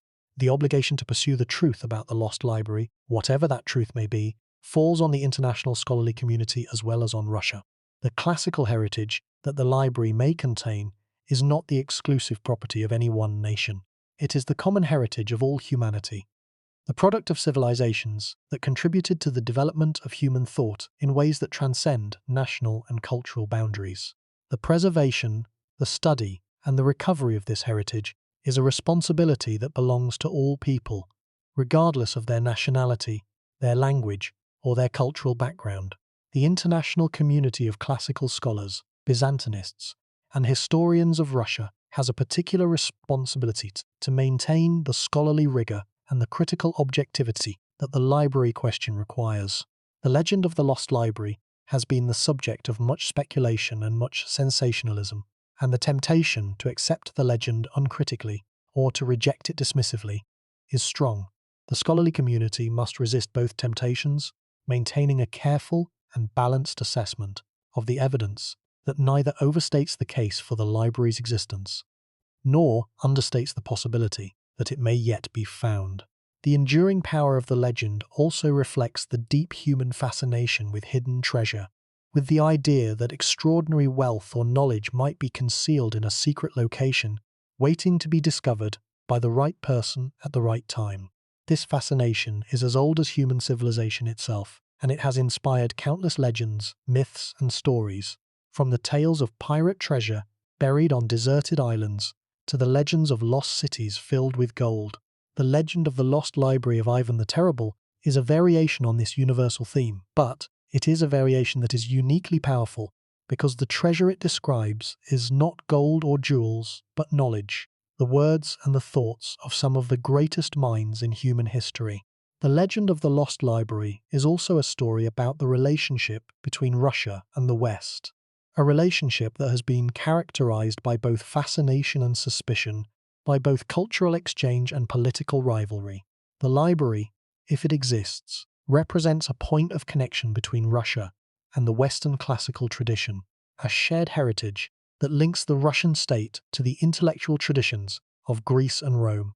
The search for the library is therefore not merely a search for a collection of manuscripts. It is a search for a connection, a search for the evidence that Russia and the West share a common, intellectual heritage that transcends the political and cultural differences that have divided them. The story of the Lost Library also serves as a reminder that the preservation of knowledge is an ongoing process that requires constant attention and investment. The manuscripts that may be hidden beneath the Kremlin have survived, if they have survived, for over 500 years. But their survival is not guaranteed for the future. The underground chambers in which they may be stored are subject to the same forces of deterioration that threaten all underground environments: water infiltration, temperature fluctuation, biological activity, and the geological processes that slowly reshape the Earth's surface. Even if the manuscripts have survived to the present day, they may not survive much longer without intervention. The urgency of the search for the lost library is, therefore, not merely academic, it is practical. If the manuscripts exist, they may be deteriorating with each passing year, their contents becoming more difficult to recover as the processes of decay take their toll. The longer the search is delayed, the less likely it is that the manuscripts, if they are found, will be in a condition that allows their contents to be read. The clock is ticking, and the passage of time works against the possibility of recovery. The story of the Lost Library carries a final, deeply personal resonance for anyone who has ever loved books. The image of manuscripts lying in the darkness, their pages unread, their words unheard, their knowledge unclaimed, is an image that speaks to the deepest values of the intellectual life. Books exist to be read, knowledge exists to be shared. The idea that a collection of some of the most important books ever written might be waiting in the darkness, accessible to no one, read by no one, known by no one, is an idea that offends every instinct of the scholarly temperament, and that demands, with a quiet but insistent urgency, that something be done. The Lost Library of Ivan the Terrible is not merely an archaeological problem or a historical puzzle. It is a challenge to the values that define the intellectual life, the values of openness, of inquiry, of the free exchange of ideas. The library, if it exists, is the antithesis of everything that scholars believe in. Knowledge that is hidden rather than shared, texts that are sealed rather than read, ideas that are imprisoned rather than free. The search for the library is therefore not merely a search for physical objects. It is a search for the realization of the values that give the intellectual life its meaning, a search for the moment when the darkness gives way to light, and the silence gives way to the sound of human voices reading, discussing, and understanding the words that have waited so long to be heard. The Kremlin stands in the center of Moscow, its red walls and golden domes rising above the banks of the Moskva River. Beneath its foundations, beneath the layers of stone and brick and earth that have accumulated over 5 centuries of continuous construction, there lies a network of tunnels and chambers that has never been fully explored. Somewhere in that darkness, or perhaps nowhere at all, the lost library of Ivan the Terrible may be waiting. The manuscripts that Sophia Paleologina is said to have brought to Moscow in 1472 would now be over 500 years old. The parchment on which they were written, if it has survived, would be fragile but potentially legible. The texts they contain, if the Dablov list is to be believed, would include works of the classical world that have been missing for centuries, works that scholars have dreamed of reading for generations, works that could transform our understanding of the ancient world and of the intellectual heritage that connects us to it. The search continues. In the 21st century, as in the 19th and the 20th, scholars and investigators continue to explore the possibility that the library exists and that it can be found. New technologies, including ground-penetrating radar, 3-dimensional laser scanning, and advanced seismic surveying, offer the possibility of detecting underground chambers and passages without the need for physical excavation. New archival research, including the examination of previously unstudied documents in Russian and European archives, may yet produce evidence that sheds light on the history and the fate of the collection, and the simple persistence of the legend. Its refusal to die in the face of centuries of failure and disappointment suggests that the search will continue for as long as there are people who believe that the past is worth recovering. The story of the lost library of Ivan the Terrible is, in the end, a story about hope. It is a story about the hope that what has been lost can be found, that the gaps in our knowledge of the past can be filled, that the works of the ancient world that have been missing for centuries might still survive, hidden in the darkness, waiting for the light. This hope may be unfounded. The library may never have existed, or it may have been destroyed centuries ago. But the hope persists, because the alternative, the acceptance that the lost works of the classical world are gone forever, is an alternative that the human spirit finds difficult to accept. Every search for the library, every excavation beneath the Kremlin, every analysis of the Dabeloff list, every survey of the underground passages of Moscow is an act of defiance against the logic of loss. It is a refusal to accept that the past is irrecoverable, an insistence that the chain of transmission that connects the modern world to the ancient world can be repaired, that the works that were separated from the tradition can be restored to it. The search may never succeed, but the search itself, the refusal to give up, the determination to keep looking, is a testament to the value that human beings place on knowledge, and to the depth of the connection that we feel to the intellectual heritage of the civilizations that came before us. The legend of the Lost Library has survived for over 450 years.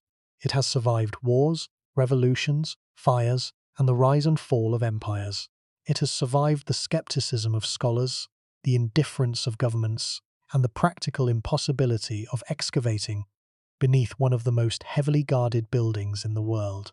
It has survived because it speaks to something fundamental in the human relationship to knowledge, something that cannot be extinguished by failure or by the passage of time. The belief that knowledge is precious, that its loss is a tragedy, and that its recovery, however unlikely, is always worth pursuing. The tunnels beneath the Kremlin are dark and silent. The manuscripts, if they exist, lie in their sealed chambers, their parchment pages unread for centuries, their words waiting in the darkness for the eyes that may never come. But above the tunnels, the city of Moscow goes about its daily life, its streets filled with people who walk unknowing above what may be one of the greatest treasures in the history of human civilization. The library may be there, it may not. But the question remains, and the question itself is enough to keep the search alive. The walls of the Kremlin stand. The tunnels stretch into darkness. And somewhere in the silence between what is known and what is hoped, the lost library of Ivan the Terrible waits for an answer that may never come, or that may come tomorrow. The only certainty is the uncertainty itself, and the enduring human refusal to stop looking. The legend endures. It endures because the classical texts that may be in the library are still missing, still wanted, still mourned by the scholars who study the fragments of what survives. It endures because the underground passages of the Kremlin are still unexplored, still mysterious, still capable of containing surprises. And it endures because the human spirit refuses to accept that what has been lost is gone forever, refuses to believe that the works of the great minds of the ancient world have been permanently silenced, refuses to abandon the hope that somewhere, in the darkness beneath a great and ancient city, the voices of the past are still waiting to be heard. The lost library of Ivan the Terrible may be the greatest treasure that no one has ever found. It may also be the greatest treasure that never existed. The uncertainty is the point. The uncertainty is what keeps the search alive, what keeps the legend burning, what keeps the questions open, because as long as the questions remain open, the possibility remains that they will be answered. And as long as the possibility remains, the search will continue. The walls of the Kremlin stand in the center of Moscow, as they have stood for over 500 years. Beneath them, in the darkness and the silence, the tunnels extend into the unknown, and in the space between certainty and hope, between evidence and legend, between the known and the unknowable, the lost library of Ivan the Terrible continues to wait. Perhaps it waits in vain. Perhaps it waits for the moment of its discovery. The tunnels are dark. The manuscripts, if they exist, are silent. But the search goes on. The manuscripts, if they exist, have been waiting in the darkness for over 500 years. The parchment, if it has survived, still bears the words that were inscribed upon it by scribes who worked in the libraries of Constantinople, scribes who could not have imagined that their work would one day be hidden beneath the Kremlin of a country that did not yet exist as a unified state. The ink, if it has survived, still forms the letters of the Greek and Latin alphabets, letters that spell out the thoughts and the insights of men and women who lived and thought and wrote thousands of years ago. The question of whether the library exists is a question that may never be answered, but the question itself, the persistence of the question across 4.5 centuries of history, is itself an answer of a kind. It is an answer that tells us something about the value that human beings place on knowledge, about the depth of the connection that we feel to the intellectual heritage of the civilizations that came before us, and about the enduring human conviction that what has been lost is worth searching for. No matter how long the search may take, no matter how uncertain the outcome may be, the story of the Lost Library is a story about the passage of time and about the way that time transforms the relationship between human beings and their knowledge. The manuscripts that Sophia Palaeologina may have brought to Moscow were created in a world that is unimaginably distant from our own, a world of Greek philosophers and Roman statesmen, of Byzantine emperors and Ottoman conquerors. The people who created those manuscripts, who copied them and preserved them and carried them across the world, could not have imagined the journey that their work would take. From Athens to Constantinople, from Constantinople to Moscow, from the libraries of emperors to the underground vaults of tsars, and from there to the realm of legend, where they have remained for over 4 centuries, suspended between existence and non-existence, between discovery and oblivion. The passage of time has given the legend of the Lost Library a resonance that it might not have possessed when the manuscripts first arrived in Moscow. 5 centuries of searching, 5 centuries of hoping, 5 centuries of failing to find what may or may not be there, have invested the legend with a weight of accumulated longing that makes it one of the most powerful stories in the history of books. The library has become more than a collection of manuscripts. It has become a symbol of everything that has been lost, everything that might have been preserved, and everything that might still be waiting to be found. The silence beneath the Kremlin is vast and deep. It has lasted for over 500 years, a silence that has swallowed the words of Homer and Cicero, of Tacitus and Aristophanes, of all the unnamed authors whose works may lie in the darkness, waiting for the light that may never come. But silence is not the same as absence. The manuscripts, if they exist, are still there, their words still inscribed on their pages, their ideas still waiting to be read and understood. The silence is not permanent. It is conditional, dependent on the specific circumstances that have kept the library hidden. Circumstances that could change at any moment, with a turn of a shovel, a flash of radar, a crack in a wall. The Lost Library of Ivan the Terrible is the most tantalizing mystery in the history of books. It may be the greatest manuscript discovery waiting to happen. It may also be the most elaborate ghost story in the history of scholarship. The answer lies beneath the walls of the Kremlin, in the darkness that no one has been able to penetrate, in the silence that no one has been able to break. The question remains open, as it has remained open for over 450 years, and the search continues, driven by the same force that has driven it since the beginning, the inextinguishable human belief that knowledge, once created, is never truly lost.